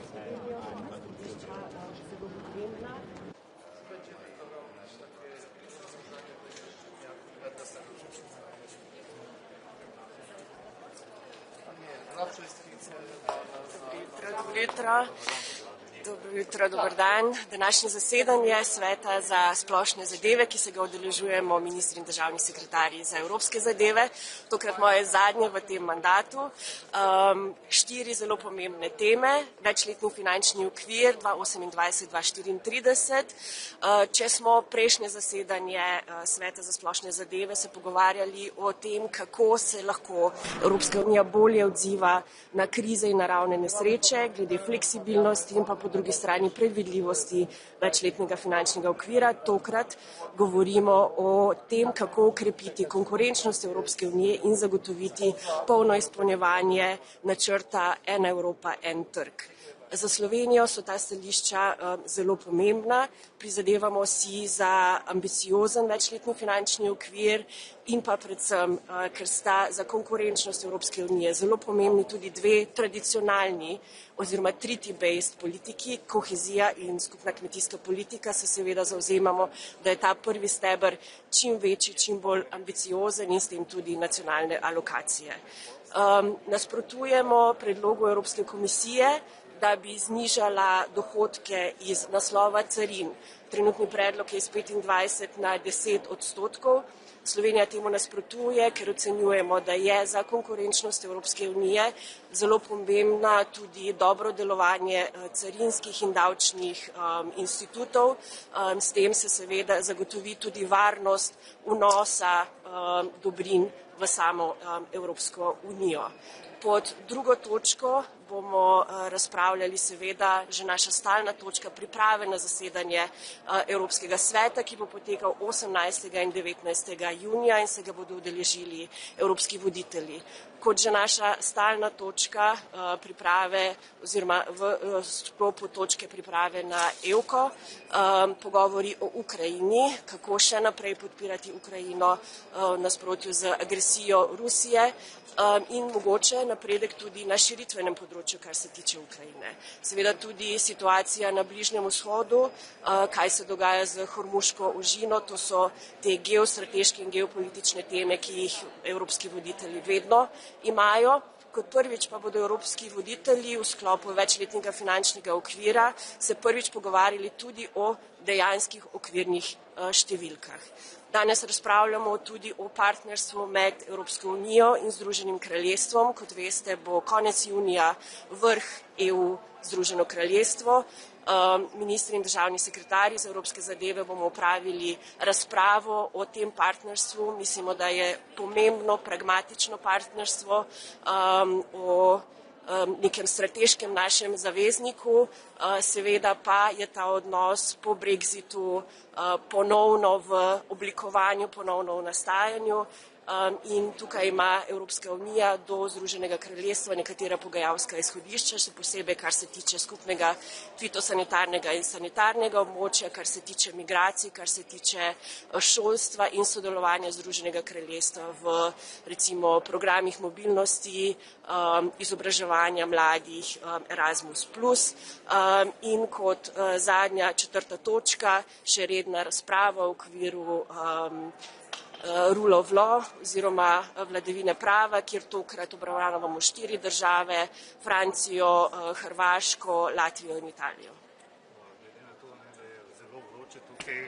A pričakujete danes določo razpravo, spopad med tako imenovanimi prijatelji kohezije, ste med podpisniki, se pravi Slovenija, med podpisniki pisma in pa frugalci, se pravi skopuhi?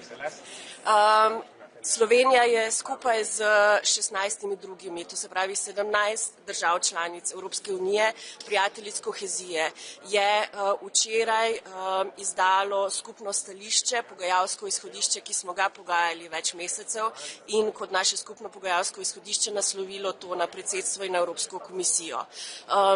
Nekaj naših stališč, ki jih je Slovenija sicer že izražala tako na Svetu za splošne zadeve kot v drugih okvirih, mi si prizadevamo res za bolj ambiciozen večletni finančni okvir.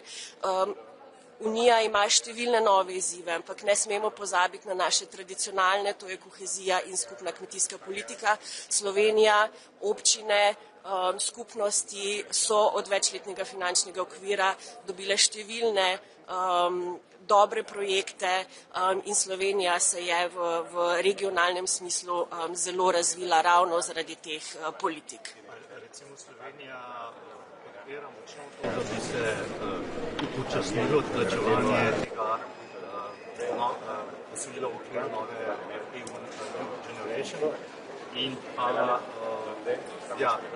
bi morda lahko najemali neke skupne dolgove. Drži. Vsekakor pa tudi naše stališče je, da smo za ukinitev vseh rabatov, ki so trenutno deležne nekatere države. To seveda avtomatsko potem pripomore k večjemu oziroma več razpoložljivega denarja za ostale države članice. Kot sem že omenila, proti znižanju dohodka iz naslova carin in kar se tiče še recimo novih lastnih virov, ker moramo najti neko ravnotežje med prihodki in odhodki. Seveda smo odprti za nekatere druge, si pa želimo, da ETS, ki je eden glavnih prihodkov tudi za zelene politike, da ostane to v čim večji meri držav članic. tukaj veliko tveganje za Slovenijo. Zdaj pač neto plačnice bodo seveda si prizadevajo za zmanjšanje, in to na drugi strani pomeni tudi manj sredstev, tudi na področju, ker že po osnovnem predlogu Slovenije ne kaže optimalno. Kje je to tveganje najbolj resno, najbrž kohezija in kaj bi to recimo v praksi lahko pomenilo pač zmanjševanje tega predloga, ki je na mizi? Trenutni predlog Evropske komisije je sicer bolj ambiciozen kot obstoječi 7-letni proračun, vendar seveda v dolgotrajnih pogajanjih, kot sem rekla, prvič bodo evropski voditelji soočeni z dejanskimi številkami in tam na najvišji ravni so seveda razprave drugačne kot precej nas na tehnični ravni, ampak jaz mislim, da močno pogajalsko sodišče 17 držav članic Evropske unije kaže težo argumentov, ki jih ima Slovenija, tudi zato, da ohranimo še posebej prvi steber kohezijo in skupno kmetijsko politiko kot zelo močni ambiciozni politiki. Je seveda možnost, da se bo to zmanjšalo. Slovenija trenutno nažalost šteje, mislim, da okoli 11 do 13% znižanje prihodkov, ampak zato še enkrat močno pogajalsko izhodišče, ki ga dajemo tudi evropskim voditeljem in predsedstvu na mizo. Ja. Pri koheziji in skupni kmetijski politiki, to se pravi heading 1. Ne pa celotno. Tako. Druga tema, ampak potujete jutri na Cipr, na Gimnih. Zdaj pač osrednja tema naj bi bila to posrednik, virtualni ali kakršenkoli za pogovore z Rusijo, s Putinom. Kakšno je stanje v teh pogovorih trenutno, kaj lahko pričakujemo z Gimnih, ali ima Slovenija kakšnega favorita, veliko imen se že omenja. Že na prejšnjem zasedanju zunanjih ministrov in debata, kot ste rekli, se bo nadaljevala tudi na tokratnem neformalnem zasedanju, je bil pogovor o tem, kakšna so sporočila Evropske unije do Rusije in kdo je tisti, ki jih bo komuniciral. To bo, mislim, da ena ključnih razprav tudi na tokratnem Gimnihu. Nekaj imen neformalno kroži, ampak o tem se v formatu zunanjih ministrov še nismo pogovarjali. Kot rečeno, najprej ključna sporočila, ki jih želi Evropska unija do Rusije sporočati in kdo bo ta naš posrednik. Pričakujete jutri že konkretna imena razpravljenih ali bolj pa sporočili? Jaz ocenjujem, da o konkretnih imenih še ne bomo govorili. Kaj pa vsebinske izhodišča, kaj bi mi zahtevali v bistvu, da na mizo proti Rusiji? Ja, točno to bo razprava, neformalna razprava zunanjih ministrov v sklopu ciprskega predsedovanja. Sporočila Evropske unije se mi zdi do Rusije kot agresorja nad Ukrajino, mislim, da so bila precej jasna in v tem okviru se bodo verjetno tudi nadaljevala. Seveda gre tudi v okviru razprave o novi evropski varnostni arhitekturi, gre o geopolitičnih odnosih med Rusijo, ZDA, Kitajsko. Videli smo na primer obisk predsednika Trumpa na Kitajskem, obisk predsednika Putina na Kitajskem in predvsem Evropska unija si želi boljša naša izhodišča, večjo prisotnost v teh mirovnih pogajanjih. Gre seveda za ključno našo, bi rekla, varnostno območje in Ukrajino čutimo kot del naše evropske družine, zato so sporočila, ki jih bomo dali do Rusije kot agresorke, toliko bolj pomembna. Kakšne ideje krožijo? Se pravi, mislim, da o tem predvsem kakšni bodo kje je vloga vsake od deležnic v mirovnem procesu, predvsem tudi kako se oblikuje evropska varnostna arhitektura za naprej, ali je to z Rusijo ali brez Rusije, predvsem pa bi rekla tudi sporočila, ki so prihajala iz Kitajske ob obisku dveh visokih predstavnikov oziroma predsednikov, kje se najdemo kot veliki globalni akterji v tem multipolarnem svetu. Samo še eno vprašanje pred volitvami v Sloveniji.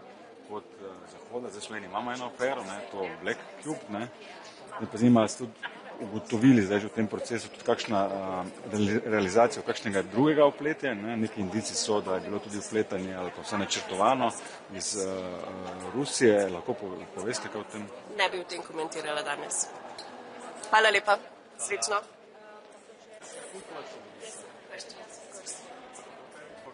Council, and we have talks that you should talk to Russia and even choose intellectual. Is it the time for that? Or This was already the discussion on the last Foreign Ministers Council. We will continue this debate also at Gimnich on Cyprus. First, it is important that all the member states decide on what are the common messages that we want to pass on to Russia, and who will this person be. The discussions are still ongoing. I think it is important that the European Union as a global player has this power to convey our strong messages when it comes to Russia as an aggressor towards Ukraine. And the last thing is about also the war in the Middle East. In certain point, the EU will engage concerning lifting the sanctions on Iran. And which way and in which stage the EU will engage? The discussions are very heavy. Very many interlocutors are involved, many actors are involved in these debates.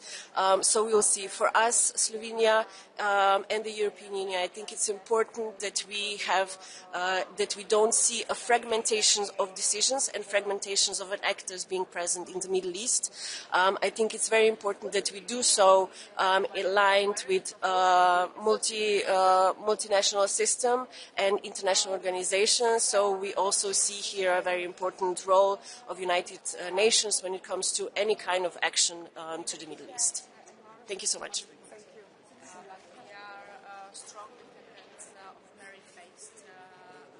Always difficult, but in the end of the day, we tend to have an agreement, so to say, and I'm sure we will also this time. But we will see how long the negotiations will take. Good morning. Good morning. So we're going to have an important and interesting General Affairs Council meeting today with many topics on the agenda. One of the most important topics is, of course, the budget. We'll be discussing the multi-annual financial framework, and we have one main point from Denmark to raise, and that is that we need a new structure. We need a budget that responds to the challenges that we are currently facing and that we will be facing in the EU. We do not see ourselves as frugal. We do see ourselves as modernizers. We want a new structure. We want to prioritize new spending areas. And we're willing also to discuss higher spending. But it has to be limited. It has to be on the new challenges like defense, Ukraine, competitiveness, and therefore we need to prioritize. We cannot continue with spending more and more on traditional funding areas, and therefore we need to talk about prioritizing the traditional spending areas so we can have a new budget that is modernized, where we spend more on competitiveness, defense and security and Ukraine. Then we will also be preparing the leaders' meeting, the European Council meeting in June. And here, one important issue is Ukraine. Now we need to move on with enlargement. During the Danish presidency, we succeeded in having a new method in the enlargement procedure where we were front-loading all the technical work. And now Ukraine is ready to move on with enlargement. In fact, we could open all 6 clusters, and therefore we have to put a pressure on that we now move on with enlargement and open all the 6 clusters of negotiation with Ukraine. And then, last but not least, we are also going to have an important debate on the EU-UK relationship. In a new geopolitical changing time, it is important for EU and also UK that we build stronger ties, especially on security and defense. Thank you. What's your opinion on the letter by Chancellor Merz to leaders proposing the associate EU membership for Ukraine?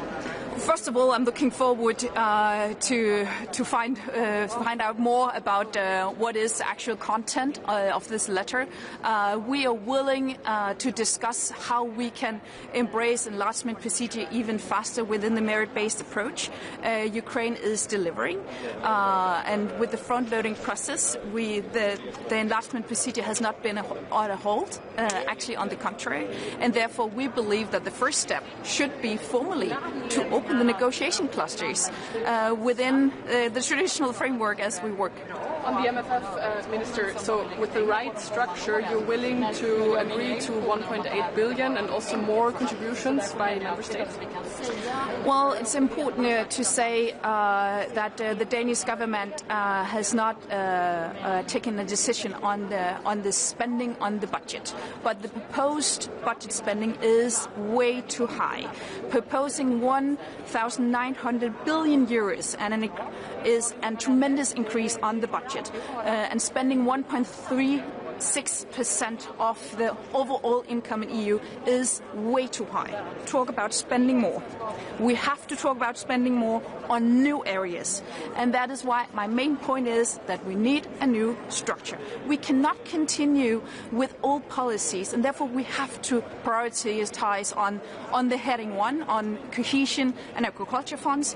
We need to spend more on defense, security, Ukraine, competitiveness. Is there enough room is there a room in time-wise? Is there a room to create a completely new structure as you suggest? The Commission has proposed a new budget with a new structure that we very much like, that we have heading 1 combining agriculture and cohesion together with the country and regional plans. We think that is a good way, a good approach towards modernizing the budget. And also having the heading 2, the competitive fund, where we are exactly prioritizing all these new spending areas. And that is what we have to discuss further. And we're also willing to discuss whether we can spend more on these areas. But it's important for me to say that there is a link.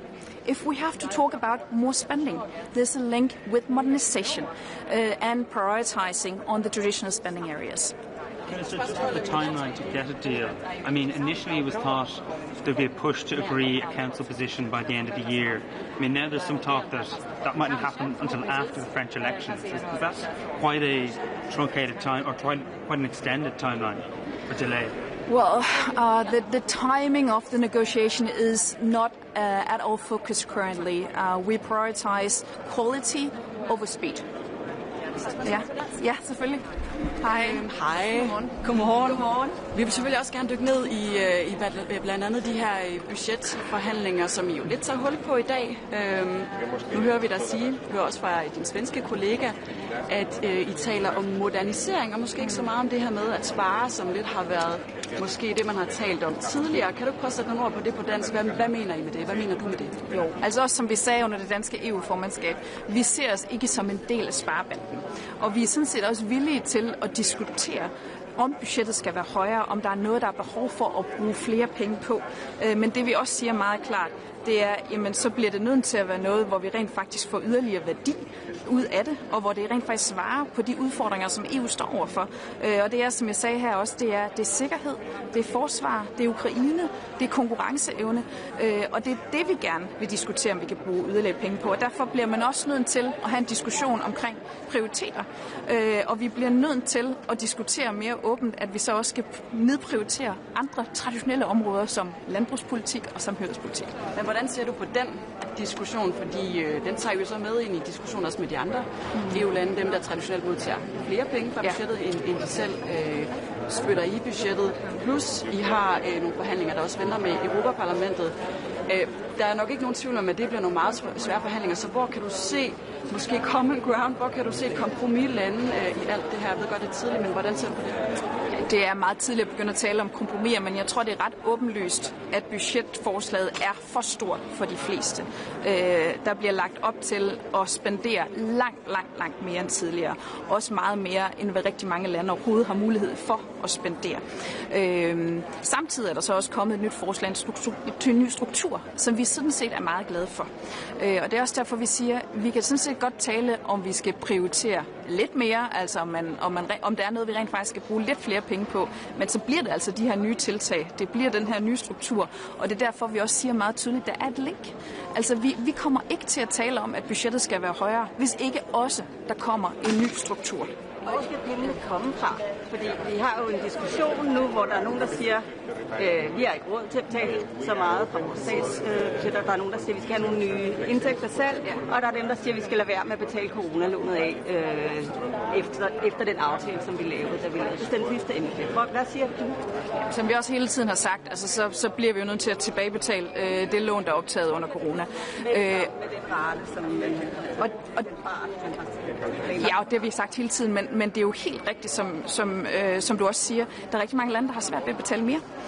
Og derfor bliver vi nødt til at tale om, hvordan er det så, vi kan finde pengene til det, vi rent faktisk gerne vil. Og det dur ikke, at man så bare skærer ned på det, vi kalder heading 2 og heading 3, altså de her nye prioritetsområder. Vi bliver også nødt til så at skære ned på de traditionelle udgiftsområder, som samhørighed og landbrugspolitik. Altså, skal kommissionens forslag, skal det ned Ja, kommissionens forslag er, som jeg også sagde herovre, det er meget, meget højt. Og også langt højere, end mange medlemslande overhovedet kan betale. Det betyder ikke, at vi nødvendigvis kommer helt ned på, hvad det eksisterende budget er. Og vi har sådan set også sagt fra dansk side, at vi er også villige til at tale, om man skal bruge flere penge. Ikke så meget, som kommissionen lægger op til, men vi er sådan set villige til at tale om, at vi skal bruge flere penge. Og vi ser af den grund heller ikke som frugale. Vi er ikke en del af sparebanden. Vi ser os selv som moderniserer. Vi vil gerne have et nyt budget med en ny struktur. For vi er sådan set villige til at tale om man skulle have et højere bidrag til forsvar, sikkerhed, Ukraine og konkurrenceevne. Så diskuterer vi også egne indtægter. Det er meget, meget svært at forestille sig, at der kan komme mange flere indtægter af den vej, fordi til syvende og sidst så er det jo også fra medlemslandene, de indtægter kommer. Men vi er ikke afvisende for at diskutere, om man kan finde lidt ekstra midler her også. Er der nogle af de indtægter, der ligger på bordet, som du kan se Danmark i, altså som ikke kan acceptere, at okay, de ryger i EU-kasserne i stedet for? Jamen altså eksempelvis CBAM kan man jo godt diskutere, men det er måske begrænset, hvor mange ressourcer der kommer fra det. Men så ligger der jo forslag omkring det her core, meget hård virksomhedsbeskatning, som vil hæmme vores konkurrenceevne. Det er vi modstandere af fra den side. Er Danmark klar til selv at lægge flere penge i budgettet, hvis det går til det rigtige? Jamen det er det, vi siger, at vi er sådan set villige til også at diskutere højere medlemsbidrag, hvis det går til det rigtige, og hvis vi får en ny struktur, hvor vi rent faktisk også er villige til at prioritere. Og det betyder altså, at man skal prioritere på de traditionelle udgiftsområder som landbrug og samhørighed, for så at finde penge til de områder, hvor vi bliver nødt til at bruge nogle flere penge på, altså konkurrenceevne, forsvar og sikkerhed, de områder, jeg har nævnt. Og hvis det er den præmis, så er vi villige til at diskutere, om der er noget, man kunne bruge flere penge på.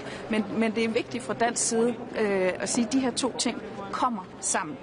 Hvis ikke vi får en ny struktur, hvis ikke vi prioriterer på de traditionelle udgiftsområder, så kan vi ikke acceptere, at man skal bruge yderligere penge. Det er også en foretrukket model over for eksempel et nyt fælles lån til at finansiere for eksempel forsvar eller konkurrenceevne, som jo andre lande har foreslået.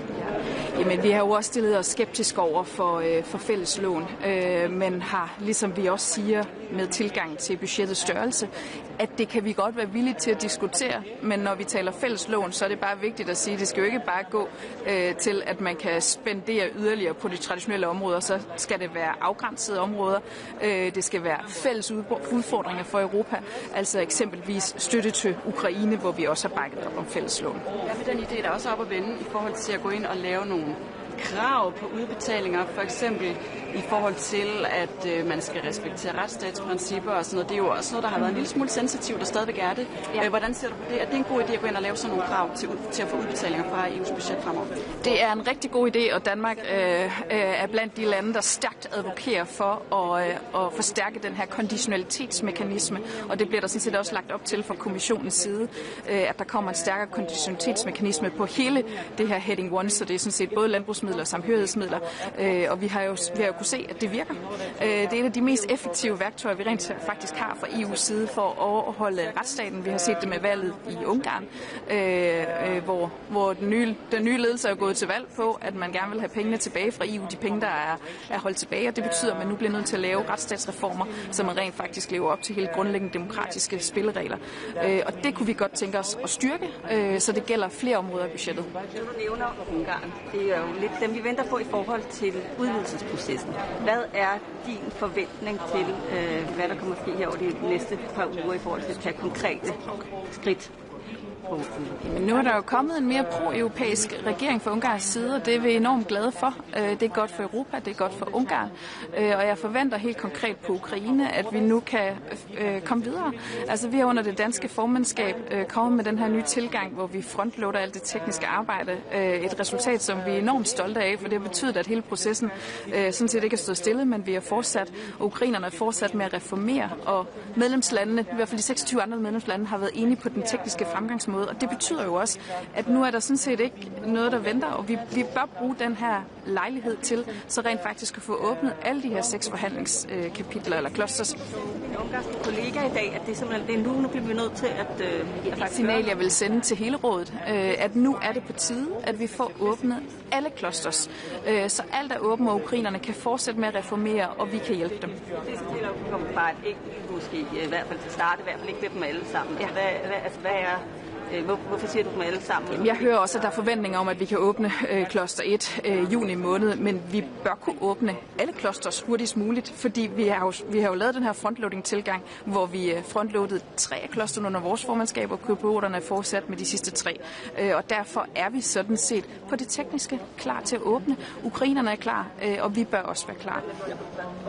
Det samme gælder for Moldova. I forhold til Ukraine, bare et sidste spørgsmål. I forhold til Ukraine, så har vi netop haft det her meget opsigtsvækkende brev fra kansler Merz, hvor han siger, at måske er det ikke en god idé med et fuldt medlemskab. Han nævner sådan associate membership, altså en form for tilknytning, som ikke giver fuld stemmeret, ikke giver adgang til budgettet osv. Jo netop fordi man godt kan se, at der er altså lande, som måske går lige så langt som Danmark, som har en lidt mere sådan udstrakt arm i forhold til at få Ukraine med nu her. Kan du se det for dig? Kan det blive sådan et kompromis medlemskab til at begynde med, eller ser du det som fuldstændig taget bort? Jamen, altså jeg synes først og fremmest, at vi bliver nødt til at fortsætte på det spor, vi allerede har lagt ud. Og det er altså inden for den meritbaserede tilgang, hvor vi åbner clusters efterhånden, som landene er klar til det. Og det er Ukraine, og derfor ser jeg ingen grund til, at vi venter med at åbne de her clusters her. Så kan vi godt diskutere, om vi på en eller anden måde kan accelerere processen, men det bliver nødt til at være inden for den meritbaserede procedure. Og det bliver også nødt til at være med et perspektiv om, at Ukraine bliver fuldt og helt medlem. Det vil være godt for Ukraine, og det vil også være godt for Europa. Så Merz det er en dårlig idé. Nu må vi jo få den udfoldet, hvad den helt præcis indebærer. Om man på en eller anden måde kan speede andre processer op. Altså eksempelvis som vi gjorde i det danske formandskab med at få Ukraine med i Roam Like at Home, eller i den europæiske betalingszone. Altså man kan jo godt lave alle mulige andre tiltag, som rent faktisk får Ukraine stærkere integreret i Europa. Og alt det vil vi selvfølgelig meget gerne kigge på, men det er vigtigt for os at sige, at Ukraine skal fuldt og helt med i EU, så længe de lever op til den meritbaserede tilgang og laver de reformer, der er nødvendige. Det sidste møde som europaminister. Tænker du, der skal være en europaminister også fremover? Jamen, det kan meget vel være mit sidste møde som europaminister i denne her omgang. Jeg vil sådan, min egen personlige holdning vil sige, at jeg håber, der kommer en europaminister.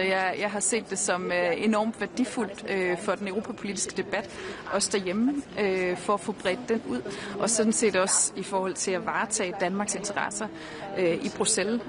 Det er vigtigt, at der er et stærkt politisk fokus på det, både her, men sådan set også derhjemme. Jeg synes, det har givet rigtig god mening at have haft en europaminister, så det håber jeg, at en kommende regering vil fortsætte med. Og det sagde vi jo også fra Venstres side, da vi lavede regeringsblokaden tilbage i august 2024, at det skulle ses som en permanent post.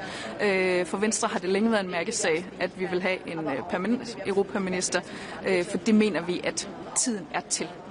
Europapolitik fylder langt mere, end det gjorde tidligere, og det kan vi også bare se de kvad diskussioner, vi har nu omkring budgettet, at vi begynder at tale forsvar, sikkerhed og alle mulige andre områder, hvor EU er vigtigt for os. Minister, we see some tensions around the green. We see some tensions around the Greenland. Is it a countdown issue? Thank you very much. Sorry. Das bedeutet weniger Bürokratie, das bedeutet auch, dass wir leistbare Energie.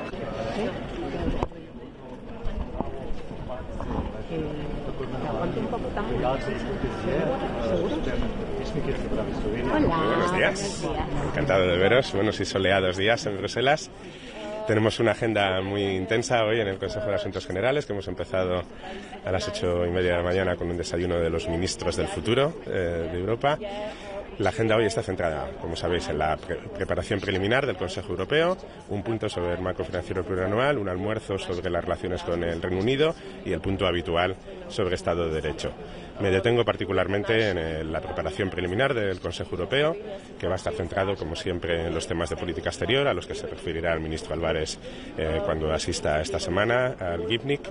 Está en la agenda también los retos globales del futuro de la Unión Europea, que tienen mucho que ver con el desayuno que hemos tenido esta mañana, en el que la estrategia España 2050, que se presentó durante la presidencia española, sigue siendo una referencia para el resto de Estados miembros y la propia Comisión, haciendo un análisis de la situación en la que nos encontramos, con un desafío al orden internacional basado en normas, el propio proyecto europeo, en el que la Unión Europea, como dice el ministro Álvarez, tiene que ser capaz de avanzar hacia una verdadera soberanía e independencia. También me refiero al otro gran punto del Consejo Europeo, que será el marco financiero plurianual, que va a tener un punto específico en este Consejo de Asuntos Generales, donde estamos celebrando, como habréis visto en prensa, cerramos ayer el grupo de los 16 Estados miembros, amigos de la cohesión. Hemos sido capaces, es un logro particularmente importante y un éxito colectivo, de acordar una declaración muy ambiciosa que refleja la ambición que, desde luego, el presidente del Gobierno y el ministro Álvarez están impulsando en esta materia, para defender un marco financiero plurianual verdaderamente ambicioso, capaz de financiar los bienes públicos europeos, que incluyen, por supuesto, la seguridad y la defensa, pero también la transición triple, verde, digital y social, y, por supuesto, la posibilidad de financiar esos bienes públicos europeos, preservando los intereses y la ambición en política de cohesión o la PAC. Pero lo que es particularmente exitoso para España de esta declaración es que esta declaración hable de cómo vamos a conseguir ese nivel de ambición que persigue y que en el caso de España situamos en el 2% del PIB. Y el cómo vamos a lograr esa ambición se basa en estar abiertos, como dice esta declaración de estos 16 Estados miembros, a considerar los recursos propios, pero también hablando de un repago gradual de la deuda de Next Generation EU y también de la emisión de deuda conjunta, algo que sabemos que muchos Estados miembros han hecho un esfuerzo para acomodar en esta declaración, pero que es evidente que es la respuesta a cómo situar el marco financiero plurianual al nivel de ambición que necesita la Unión Europea.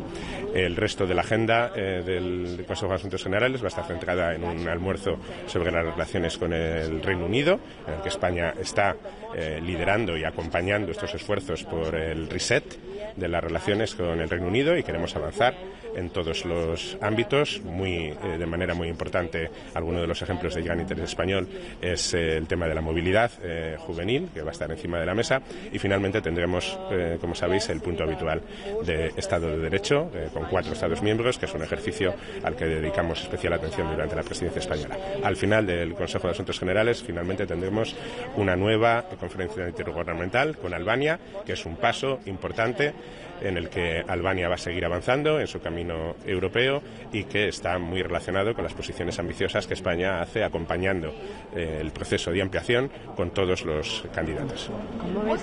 ¿Cómo ve España las propuestas del canciller alemán de crear un estatus de miembro asociado para Ucrania y de dar un acceso privilegiado a los Balcanes en el mercado interior?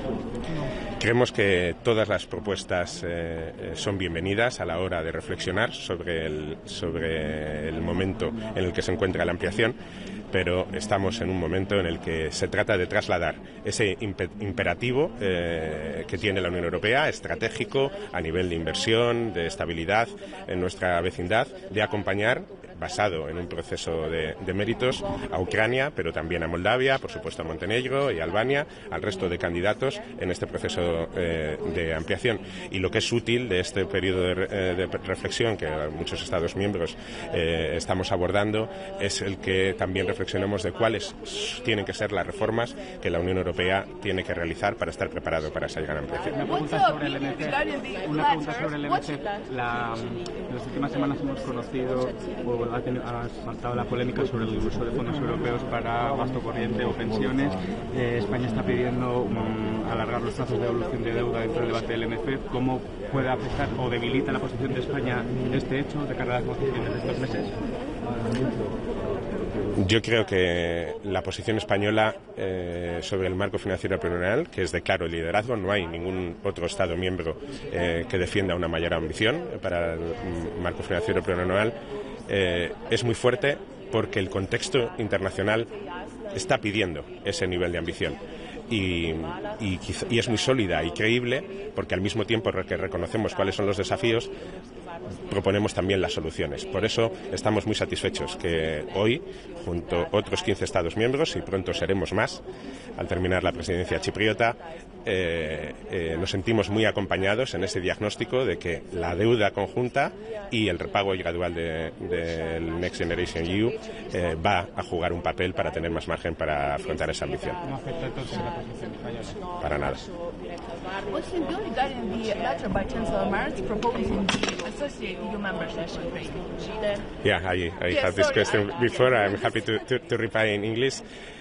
We are open to all contributions and reflections. What is important for us in this moment is to accompany the strong momentum around enlargement. We strongly support the enlargement process with Ukraine, with Moldova. It's a merit-based process. We are advancing. We have taken commitments with both candidates, but also with Albania, with Montenegro, and all the others. We want to accompany this process, and all these reflections are useful also to think internally on how the EU needs to be reformed, including by expanding QMV decisions to be prepared for the enlargement. Thank you very much and have a nice day.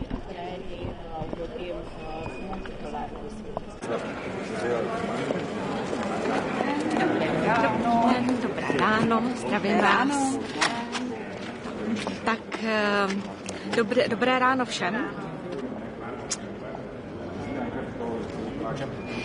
Dobré ráno všem. Jsme tady před Radou ministrů pro všeobecné záležitosti, která dnes má na programu přípravu Evropské rady, víceletý finanční rámec a některé další body. Potom později bude také mezivládní konference s Albánií. Chtěla bych říct pár slov o přípravě vyjednávání o víceletém finančním rámci, protože včera se podařilo 16 členským státům dohodnout se na deklaraci tzv. Přátel koheze. Dnes už to poměrně značně rezonovalo v tisku. Chtěla bych doplnit, že já tu deklaraci nevnímám tak, jak je to někdy prezentováno, jako nějaký konflikt mezi 16 kohezními státy a bohatými státy. Vidím tam velké paralely v prioritách, a to zejména v podpoře konkurenceschopnosti. Ten důraz je na to, že smlouvy o EU a o fungování EU mají nějaké klíčové politiky a k jejich podpoře slouží právě rozpočet. A z těch hlavních klíčových politik je tam koheze a zemědělství. A to jsou politiky, které existují právě na podporu konkurenceschopnosti a na rozvíjení vnitřního trhu.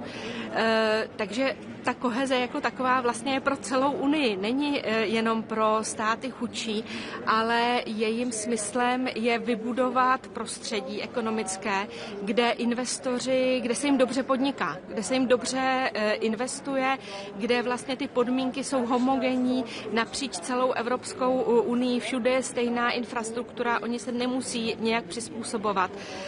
To znamená, že to vyjednávání toho rozpočtu bude o prioritách a samozřejmě samozřejmě je důležité určitě být ambiciózní, stanovovat si nové priority, ale nesmí to být na úkor těch tradičních, těch smluvních, protože když se nám nepovede dobudovat vnitřní trh, tak Evropská unie nebude prosperovat, občané nebudou spokojeni a ten celý systém nebude fungovat. Takže já to nevnímám jako konflikt, myslím, že samozřejmě můžou ty priority být posunuté, ale nakonec lídři musí se na tom dohodnout a myslím si, že klíčovou prioritou musí být konkurenceschopnost a ta je stejná jak pro kohezní státy, tak i pro ty frugály.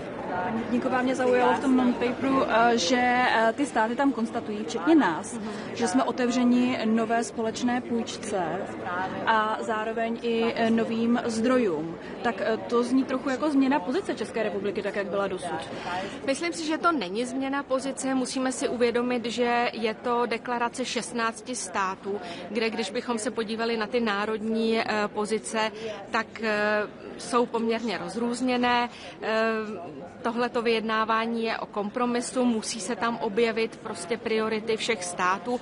Je tam přesně uvedeno, že vlastně ty cizí zdroje a nové vlastní zdroje by měly být zvažovány, což vlastně bude na úrovni lídrů, určitě budou zvažovány a je to férové, aby byly zvažovány, když prostě si o to tolik států říká. No a uvidíme, jak vlastně se ty argumenty různých států potkají. Česká republika z hlediska vlastních zdrojů jednoznačně bude podporovat zdroj zejména na bázi národního důchodu, protože z hlediska efektivity vlastně na nás dopadá nejvýhodnějším způsobem, ale jak říkám, vyjednávání o rozpočtu je kombinací 27 národních pozic. Tady jsme zkombinovali 16 a takhle to dopadlo.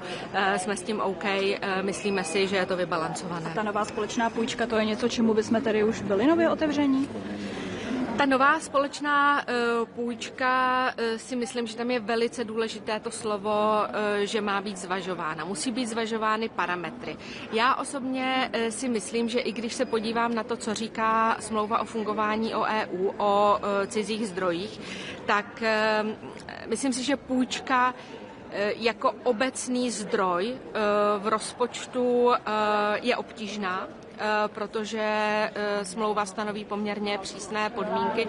Pokud bychom se bavili o dluhových nástrojích typu například SAFE, nebo jsme viděli v minulosti SHARE, kdy vlastně mám přesně specifikovaný ten krizový účel a to vlastně jakým způsobem potom se na tom členské státy podílejí, myslím si, že to může fungovat za určitých okolností, ale skutečně musíme se pečlivě dívat do smlouvy, co je tam napsáno, za jakých podmínek to je možné a to respektovat. Já bych na to ještě navázala.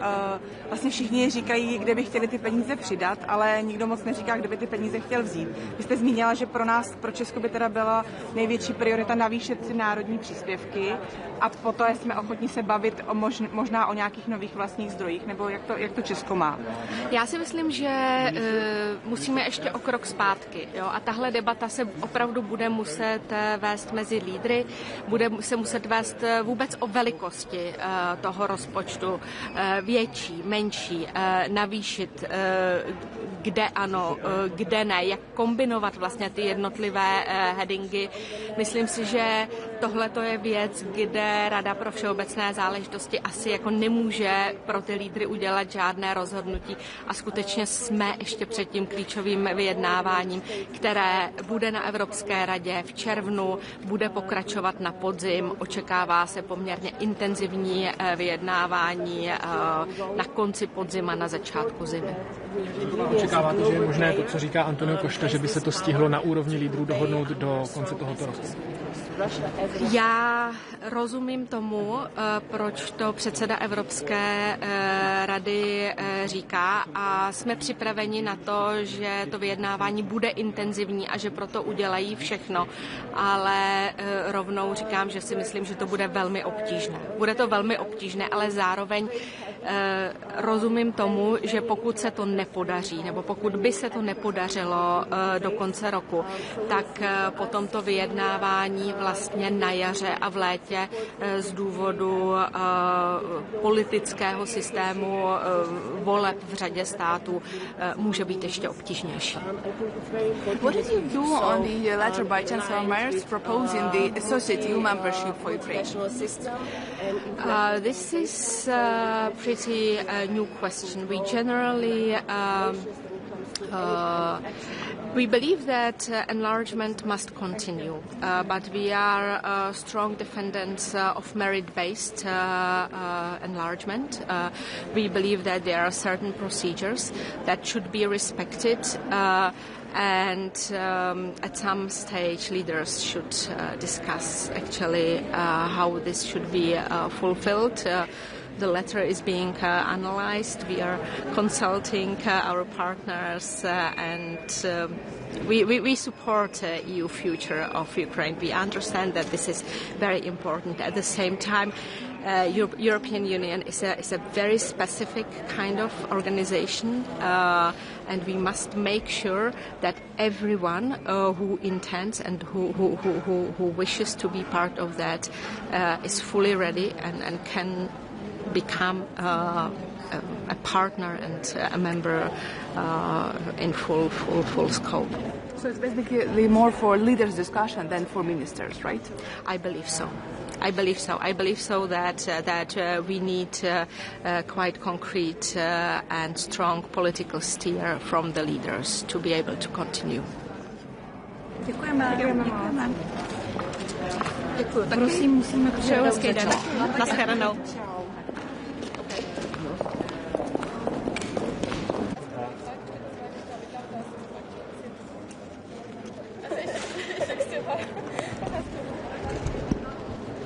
Good morning for everyone. Today we'll continue our preparations for European Council meeting, and in June our leaders will exchange of views and give us policy directions on a number of issues. First, on negotiations on multi-annual financial framework, competitiveness, fighting illegal migration, and defense and security. But today we will be discussing a number of issues related to, for example, Ukraine, and I would like to make a number of remarks. First, we have to open all 6 negotiation clusters as soon as possible. Ukraine is ready. European Commission has issued positive opinion, so we have to formalize everything that we have done so far in the informal accession talks with Ukraine.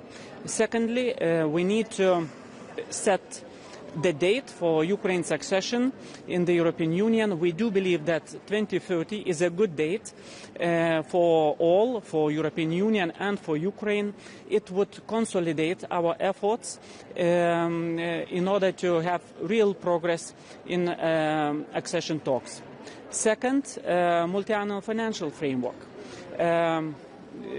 Just yesterday, 16 new member states agreed on common declaration, and 16 new member states clearly stated that we need a solid, ambitious EU budget capable to finance all the challenges, capable to finance our treaty-based policies such as common agricultural policy, cohesion policy, and of course we need to find financial capacity to finance all the challenges related to protection of our borders, defense and security issues, and of course competitiveness. Of course, today we will discuss issues related to linkages between competitiveness and multi-annual financial framework. And here I should say that there will be no competitiveness without security. And recent drone incidents in the Baltic states showed the importance of strengthening European Union's eastern flank. This is why all the specificities related to eastern border regions should be taken into account in the strategic European Union's documents and negotiations on the next multi-annual financial framework. Thank you. What will be the biggest challenge for Ukraine after the opening of all of the clusters? Of course, reforms, and we do believe that Ukraine should focus on reforms, on strengthening administrative capacities, on very concrete deliverables, showing the progress, showing the efforts in fighting in all the challenges that Ukraine is facing currently inside public administration.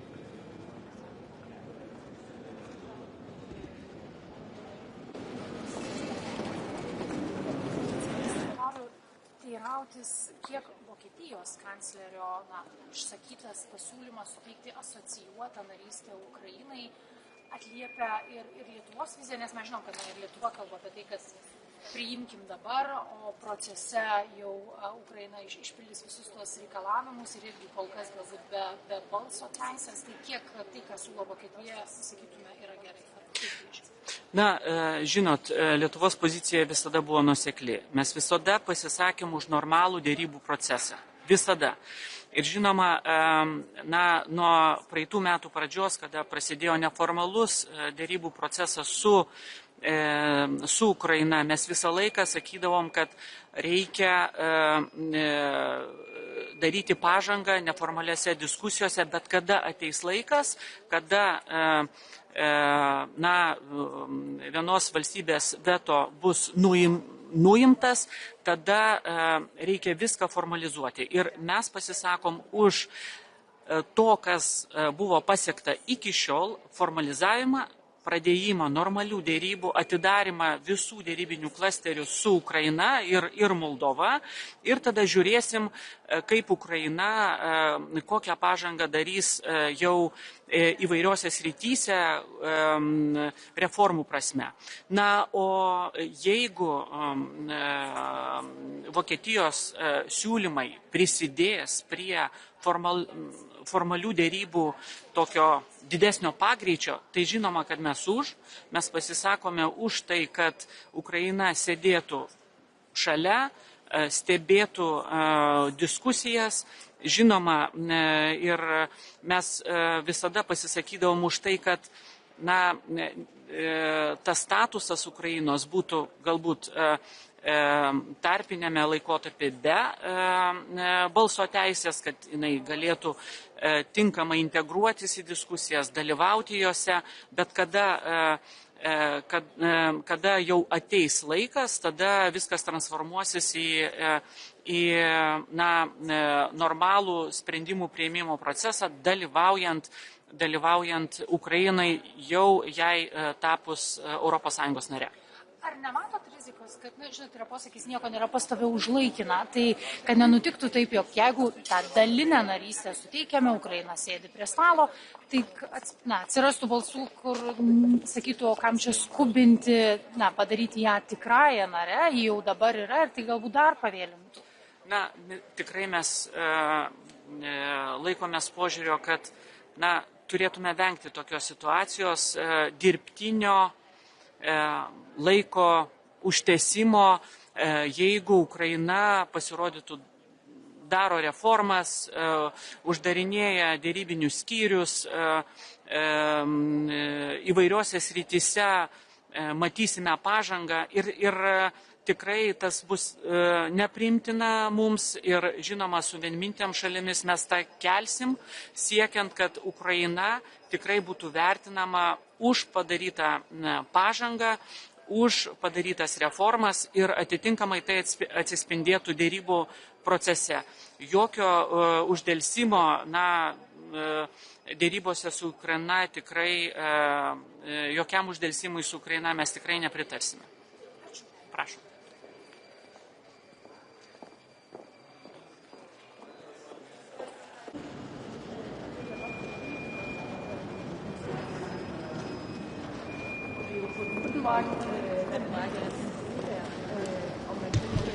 Einen schönen guten Morgen hier im sonnigen Brüssel. Wir sprechen heute im Radio über 4 ganz zentrale Fragen. Einerseits selbstverständlich das mehrjährige Budget der Europäischen Union, damit zusammenhängend auch Fragen der Wettbewerbsfähigkeit bis hin zur EU-Erweiterung und damit verbunden auch die Vorschläge, die kursieren, wie man mit der Ukraine hier auch weiter umgehen kann. Ich komme gerade direkt von einem Treffen auch der Nettozahler, das wir heute Morgen bereits gehabt haben. Wir sind uns einig darin, dass wir ein starkes Europa wollen, und ein starkes Europa kann es auch nur dann geben, wenn wir einen verantwortungsvollen Umgang mit dem Steuergeld der EU-Bürgerinnen und EU-Bürger an den Tag legen. Es geht vielen Nationalstaaten sehr, sehr ähnlich, dass wir auf nationaler Ebene gezwungen sind zum Sparen, dass die Budgets dort konsolidiert werden. Und da kann es nicht sein, dass auf europäischer Ebene so getan wird, als gäbe es keine Grenzen. Das Volumen ist klar zu hoch im angeschlagten mehrjährigen Budget der Europäischen Union. Wir brauchen hier klare Prioritäten. Wir brauchen hier auch mehr Effizienz und vor allem einen Fokus auf die Bereiche, wo wir einen tatsächlichen Mehrwert für die EU, für die Bürgerinnen und Bürger hier auch daraus ziehen können. Das sind insbesondere auch aus österreichischer Perspektive die Bereiche Forschung, Bildung, Erasmus Plus beispielsweise ganz konkret, selbstverständlich die Wettbewerbsfähigkeit, aber auch Wettbewerbsfähigkeit, wenn es um die Landwirtschaft geht und damit verbunden auch den ländlichen Raum, die Regionen in Europa. Wettbewerbsfähigkeit, ein ganz wichtiges Stichwort auch. Wir sollten uns als Europäische Union wieder mehr darauf konzentrieren, den Wettbewerb auch auszubauen, stärker zu werden und diese wirtschaftliche Stärke als größter Binnenmarkt der Welt auch zu einem politischen Gewicht ummünzen. Und das bedeutet weniger Bürokratie, das bedeutet auch, dass wir leistbare Energiepreise nicht nur für Haushalte, sondern auch für Unternehmen forcieren sollten, dass wir hier genauso auch auf die Industrie einen Fokus legen und schnellere Verfahren innerhalb der Europäischen Union ermöglichen. Es geht um Glaubwürdigkeit in diesem Bereich und hier können wir durchaus selbstbewusster auftreten. Wir sind Teil des größten Binnenmarktes der Welt und das sollte uns eben auch dieses notwendige weltpolitische Gewicht verleihen. Glaubwürdigkeit, ein letzter Punkt noch. Glaubwürdigkeit steht auch im Zentrum, wenn es um die EU-Erweiterung geht. Es findet heute noch eine Regierungskonferenz mit Albanien statt. Das ist ein großer und wichtiger nächster Schritt in der EU-Erweiterung. Österreich steht ganz klar für einen leistungsbasierten Ansatz hier. Und dieser leistungsbasierte Ansatz, der muss für alle Beitrittskandidaten gelten, auch für die Ukraine. Da darf es keine falschen Versprechen geben. Bundeskanzler Merz hat hier einen Vorschlag vor wenigen Tagen auch präsentiert, einer assoziierten Mitgliedschaft. Und wir sind hier gerne bereit, konstruktiv darüber zu diskutieren. Wir sehen hier viele Ähnlichkeiten mit dem österreichischen Modell der graduellen Integration. Aber am Ende des Tages darf es keine 2 Klassen von Beitrittskandidaten geben. Es müssen dieselben Regeln und Voraussetzungen für alle Beitrittskandidaten gelten. Hier haben wir immer diesen besonderen Fokus auf die Länder des Westbalkans. Also mehr Wettbewerbsfähigkeit statt Belastung, auch mehr Effizienz statt Bürokratie und ein fairer Beitrittsprozess, der uns auch in der Glaubwürdigkeit als Europäische Union stärkt. Was würde das denn jetzt bedeuten, wenn man darüber redet, die Ukraine als assoziiertes Mitglied aufzunehmen? Müsste man das auf alle anderen Westbalkanstaaten umlegen? Würden dann zum Beispiel Montenegro von einem Tag auf den anderen beim Gipfel dabei sitzen? Das müssen Sie Deutschland fragen. Der Bundeskanzler Merz hat diesen Vorschlag gemacht. Ich darf da an die deutschen Kollegen verweisen. Wir sind hier gerne bereit, darüber zu diskutieren. Aber es darf nicht übrig bleiben, dass 2 Klassen von Beitrittskandidaten entstehen. Und für die einen gibt es eine Überholspur und sozusagen einen Fuß, mit dem man schon in der Europäischen Union sein kann. Und andere müssen jahrzehntelang am Beitritt arbeiten. Es kann immer nur Fortschritte im Beitrittsprozess auch geben, wenn im Gegenzug Reformen passieren. Und ich glaube, diese Reformen, die braucht es nicht nur in den Beitrittskandidatenländern, sondern auch auf europäischer Ebene. Die Ukraine jetzt rasch alle Cluster geöffnet werden? Wir sind hier am Beginn. Die Ukraine hat jetzt seit einiger Zeit den Beitrittskandidatenstatus. Die Gespräche dazu finden statt. Es muss einstimmig diese Entscheidung getroffen werden. Das heißt, auch ein Brief eines Regierungschefs kann genau diesen Prozess nicht beschleunigen oder ersetzen. Das muss der Rat einstimmig entscheiden. Erlauben Sie noch eine Frage zur Ukraine. Wir haben am Wochenende massive Angriffe gesehen, auch mit einer neuartigen Rakete. Es gibt Drohungen gegen Botschaftspersonal, gegen Ausländisches. Was bedeutet das für europäische Diplomatinnen? Und Österreich ist immer dafür, Gespräche mit Russland zu führen. Kann man das dann? Es ist ganz wichtig, dass wir eben gerade in einer weltpolitisch sich verändernden Lage auch unsere Stimme erheben, dass wir geschlossen und handlungsfähig auftreten. Und ich habe hier große Zuversicht, dass die aktuelle und neue Zusammensetzung des Rates hier auch wieder Anlass zur Zuversicht auch geben kann, dass wir schneller einig werden, wenn es eben um diese geopolitischen und auch sicherheitspolitischen Entscheidungen geht. Es geht nicht nur um die Ukraine in diesem Krieg, es geht um Europa, es geht um die Europäische Union, es geht um unsere Energieversorgung, es geht um die Wettbewerbsfähigkeit, wenn wir es ganz konkret festmachen wollen. Und deswegen wichtig, dass wir Gesprächskanäle hier auch gut nützen, dass es zu einem dauerhaften und gerechten Frieden kommen muss, lieber früher als später. Noch eine Frage zum Budget, wenn ich darf. Sie sagen, es ist viel zu viel, aber die EU hat große Herausforderungen und es ist ein bisschen das klassische Modell, gab Kohäsion gegen Veränderungen und wie sollen Veränderungen möglich sein, wenn man nicht mehr einzahlt oder auch gegen Eigenmittel ist? Es gibt ja im Vorschlag für den mehrjährigen Finanzrahmen durchaus auch die Idee eines modernisierten Budgets mit schlankeren Strukturen, mit weniger Rubriken. Wir erwarten uns auch in diesen überarbeiteten Vorschlägen, dass es diese schlankeren Strukturen gibt, dass es klare Prioritätensetzungen gibt, mit einem Fokus auf die Bereiche, die wir tatsächlich in Europa brauchen, wo wir auch mehr europäisch handeln und denken sollten. Und ich glaube, da gibt es umgekehrt auch Bereiche, wo man nicht diese Priorität sieht, wo man effizienter auch werden kann, wo Kompetenzen klar in den Mitgliedsländern bleiben. Und ich glaube, diese Modernisierung soll auch dazu führen, dass es Vereinfachungen gibt. Diese Simplification, die viel zitierte, sehen wir noch nicht in allen modernisierten Vorschlägen zur Struktur des EU-Budgets, aber hier liegt ein großes Potenzial. Man muss hier eine Abwägung treffen, eine Entscheidung, und das ist genau jetzt, wenn die heiße Phase der Verhandlungen beginnt, wenn die Zahlen dann auch präsentiert werden. Dankeschön.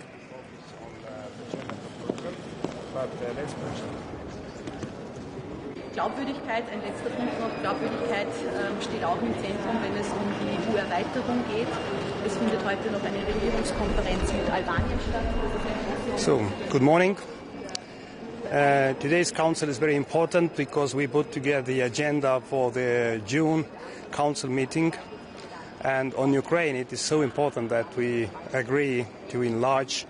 We should open all the 6 clusters for Ukraine and to Moldova. So it is not only about Ukraine and Moldova, it's about EU and EU future. So we focus on that. The second is that we must put more pressure on Russia. So the 21st sanction package is in the process of preparation from Commission. And we need to understand that Russia is now on a weaker position. And we know that Putin would like to bring Europe into the negotiations because the negotiation process with President Trump guided has been stopped now, and Putin wants to replace that Europe should move to this neutral position. But neutral position to mediate Ukraine and Russia means that there won't be more sanction packages because this mediator must be in this neutrality position. And instead of that, we need to have strategic patience to put more pressure on Russia that finally Putin should change the goal to come into the real negotiations. And for that, we need to form as well the common understanding what kind of Europe we need for the future. It means enlargement process, it means the security guarantees for Ukraine, but the other way around, from Ukraine to Europe.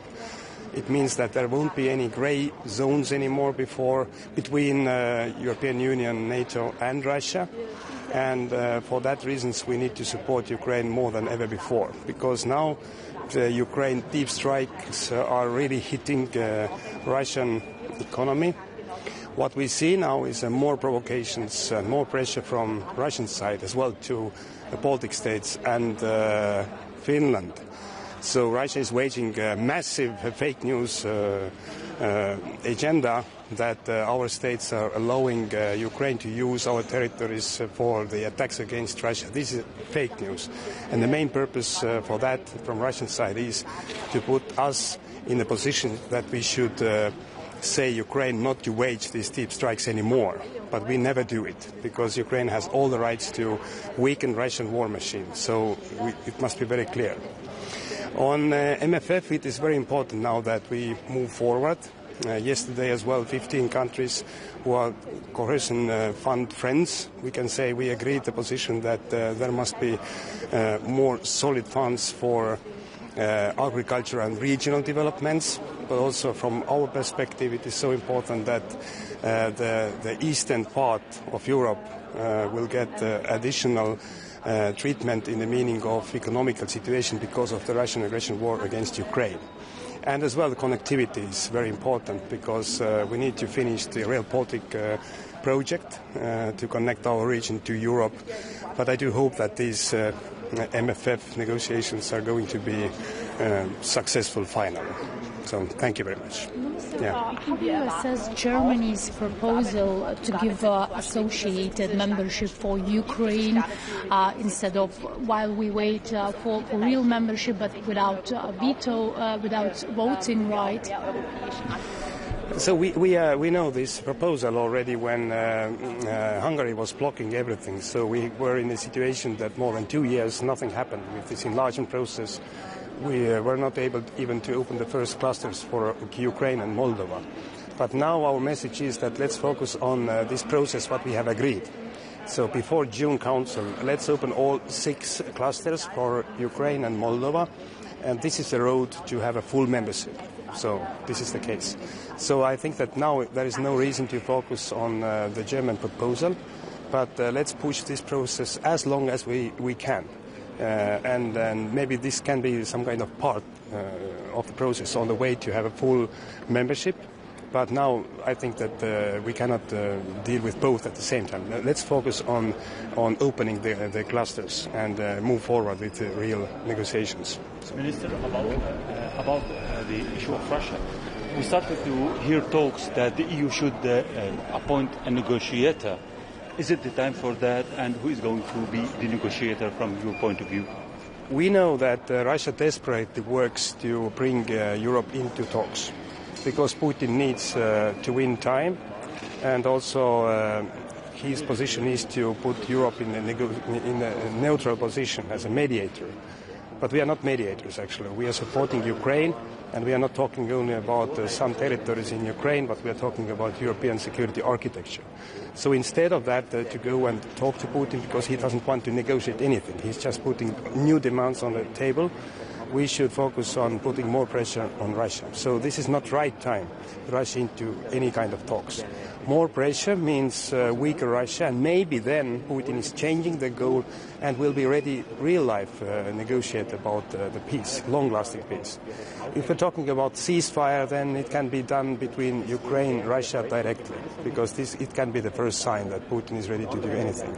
But now we see that Putin is even following his own offers about the ceasefire. 9th of May ceasefire was not kept by him. So there is no point now to talk about who will represent Europe, because it probably will divide Europe more. Finally, the real negotiations will happen after our pressure to Russia and support to Ukraine. Of course, definitely we'll find the group of people, or maybe European Union institutions, whoever who can talk to Putin, but it must happen together with Ukraine. We are in the same side. We are not mediating anything. Okay, thank you.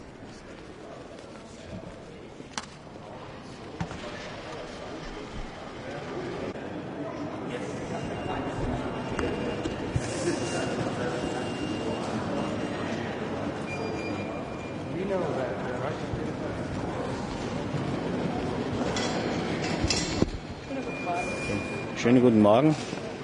Wir haben heute einige Themen beim Agrifisch, die für uns wichtig sind. Ich beginne mit dem Thema Herkunftskennzeichnung.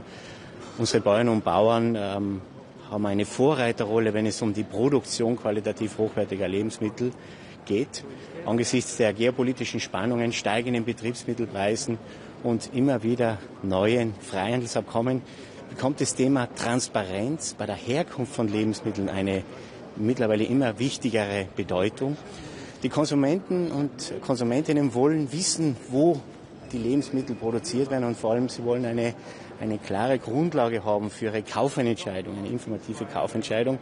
Und deswegen werden wir heute gemeinsam mit Frankreich, Italien und anderen Ländern wieder einmal die Kommission auffordern, hier einen Vorschlag auf den Tisch zu legen für eine EU-weite Herkunftskennzeichnung von Lebensmitteln.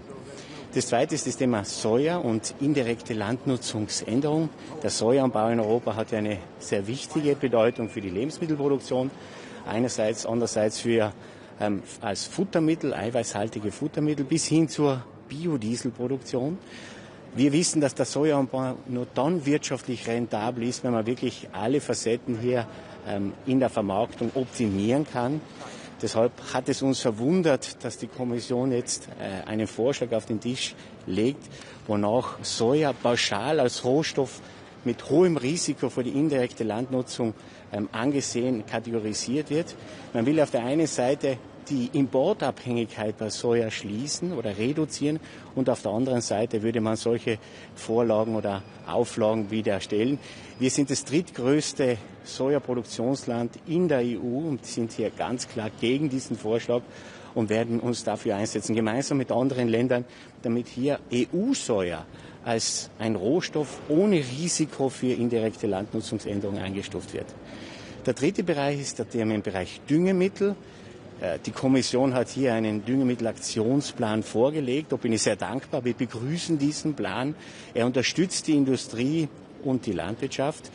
Die Maßnahmen im Plan sind vor allem langfristig wirkende Maßnahmen. Was wir aktuell brauchen, sind angesichts der gestiegenen Preise Möglichkeiten, sofort den Betrieben zu helfen. Und hier fordern wir von der Kommission, dass sie diesen Vorschlag, diesen Plan noch adaptiert mit Maßnahmen, die wir unmittelbar unterstützend zur Entlastung der Betriebe einsetzen können. Gerade da einhaken, wie schwierig ist die Situation gerade für österreichische Landwirte, wenn wir Richtung Herbst schauen? Ist das jetzt eine akute, ausgewachsene Krise schon? Wir haben ein Preisthema. Die Verfügbarkeit in Österreich ist es so, dass wir über 50% des Stickstoffs in Österreich produzieren, in Linz. Also das ist das eine. Die Abhängigkeit vom Harnstoff ist nicht direkt gegeben, aber der Preis hat natürlich Konsequenzen. Also die Preissteigerungen durch die Krise im Nahen Osten, die wirken natürlich bis nach Österreich. Jetzt geht es um die Sicherstellung des Ankaufs von Düngemitteln für den Herbstanbau.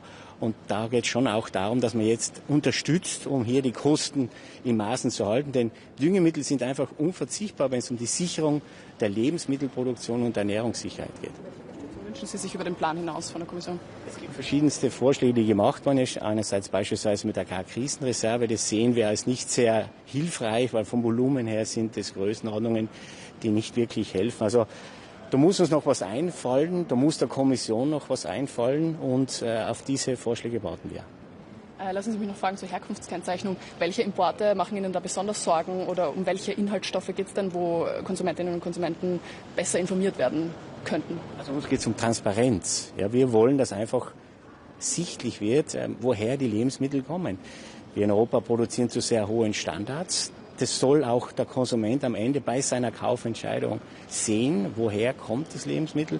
Und das ist unser Zugang. Wie gesagt, die Kommission hat ja schon vorgeschlagen, von sich aus hier etwas zu tun. Wir erinnern Sie immer wieder daran, dies endlich zu tun. Und wir sind hier in der Kulinarik-Allianz gemeinsam mit Italien und Frankreich. Und soweit ich weiß, werden wir noch von zahlreichen anderen Ländern unterstützt und hoffen wirklich, dass es jetzt demnächst einmal einen Vorschlag seitens der Kommission gibt. Frage zum Klimaschutz, für den Sie auch zuständig sind. Der Weltklimarat hat jetzt dieses Apokalypse-Szenario von 4,3 Grad Erwärmung abgesagt sozusagen, aber gleichzeitig auch gesagt, dass die 1,5 Grad nicht mehr erreichbar sind. Was bedeutet das für Ihre Politik? Also wir haben bei der COP30 schon gesagt, dass Klimaschutz schon von vielen Ländern auch mitgetragen wird. Man sieht es, wenn es um die Einmeldung der nationalen Beiträge geht. Da haben wir gesehen, dass das dazu führt, dass das schlimmste Szenario nicht eintreffen wird. Allerdings, laut Berechnungen von damals, haben wir eine Werterwärmung von 2,3, 2,5 Grad. Das ist immer noch zu hoch. Das heißt, unser Zugang muss sein, der Zugang der Weltgemeinschaft muss sein, der Staaten weltweit muss sein, dass wir dieses 1,5 Grad Ziel erreichen. Alles andere führt zu Schäden, zu Folgewirkungen, zu hohen Kosten. Das wollen wir nicht. Wir brauchen konsequente Klimapolitik, um die Ziele des Pariser Klimaabkommens zu erreichen. Wenn die Landwirtschaft jetzt leidet unter dieser Düngermittelkrise, am Ende sind es ja die Endverbraucher, die den Preis bezahlen. Was kann man denn überhaupt tun, um die Endverbraucher dann trotzdem irgendwie zu schützen oder zu helfen? Wir müssen schauen, dass wir in Europa die Lebensmittelproduktion halten. Ja, da geht es um die Wettbewerbsfähigkeit auch der Betriebe, und hohe Betriebsmittelkosten schmälern diese Wettbewerbsfähigkeit. Sie müssen ja die Preise dann weitergeben bei den Produkten an die Konsumenten. Das wollen wir vermeiden. Wir wollen eine wirkliche Unterstützung auch für die Landwirtschaft erreichen, für die Lebensmittelproduzenten. Das ist das Beste für die Ernährungssicherheit und damit auch für die Konsumentinnen und Konsumenten. Wie soll diese Unterstützung denn konkret aussehen? Es gibt die verschiedensten Vorschläge von der Kommission. Insgesamt 5 Maßnahmen wurden auf den Tisch gelegt. Die meisten wirken ja langfristig. Das ist wichtig, um mittel- und langfristig hier Antworten zu liefern. Was wir brauchen, sind Maßnahmen, die unmittelbar helfen können, Soforthilfemaßnahmen. Wie gesagt, da müssen wir noch gemeinsam drüber nachdenken. Die Kommission ist hier gefordert und wir werden das heute in der Diskussion einbringen. Dankeschön. Danke.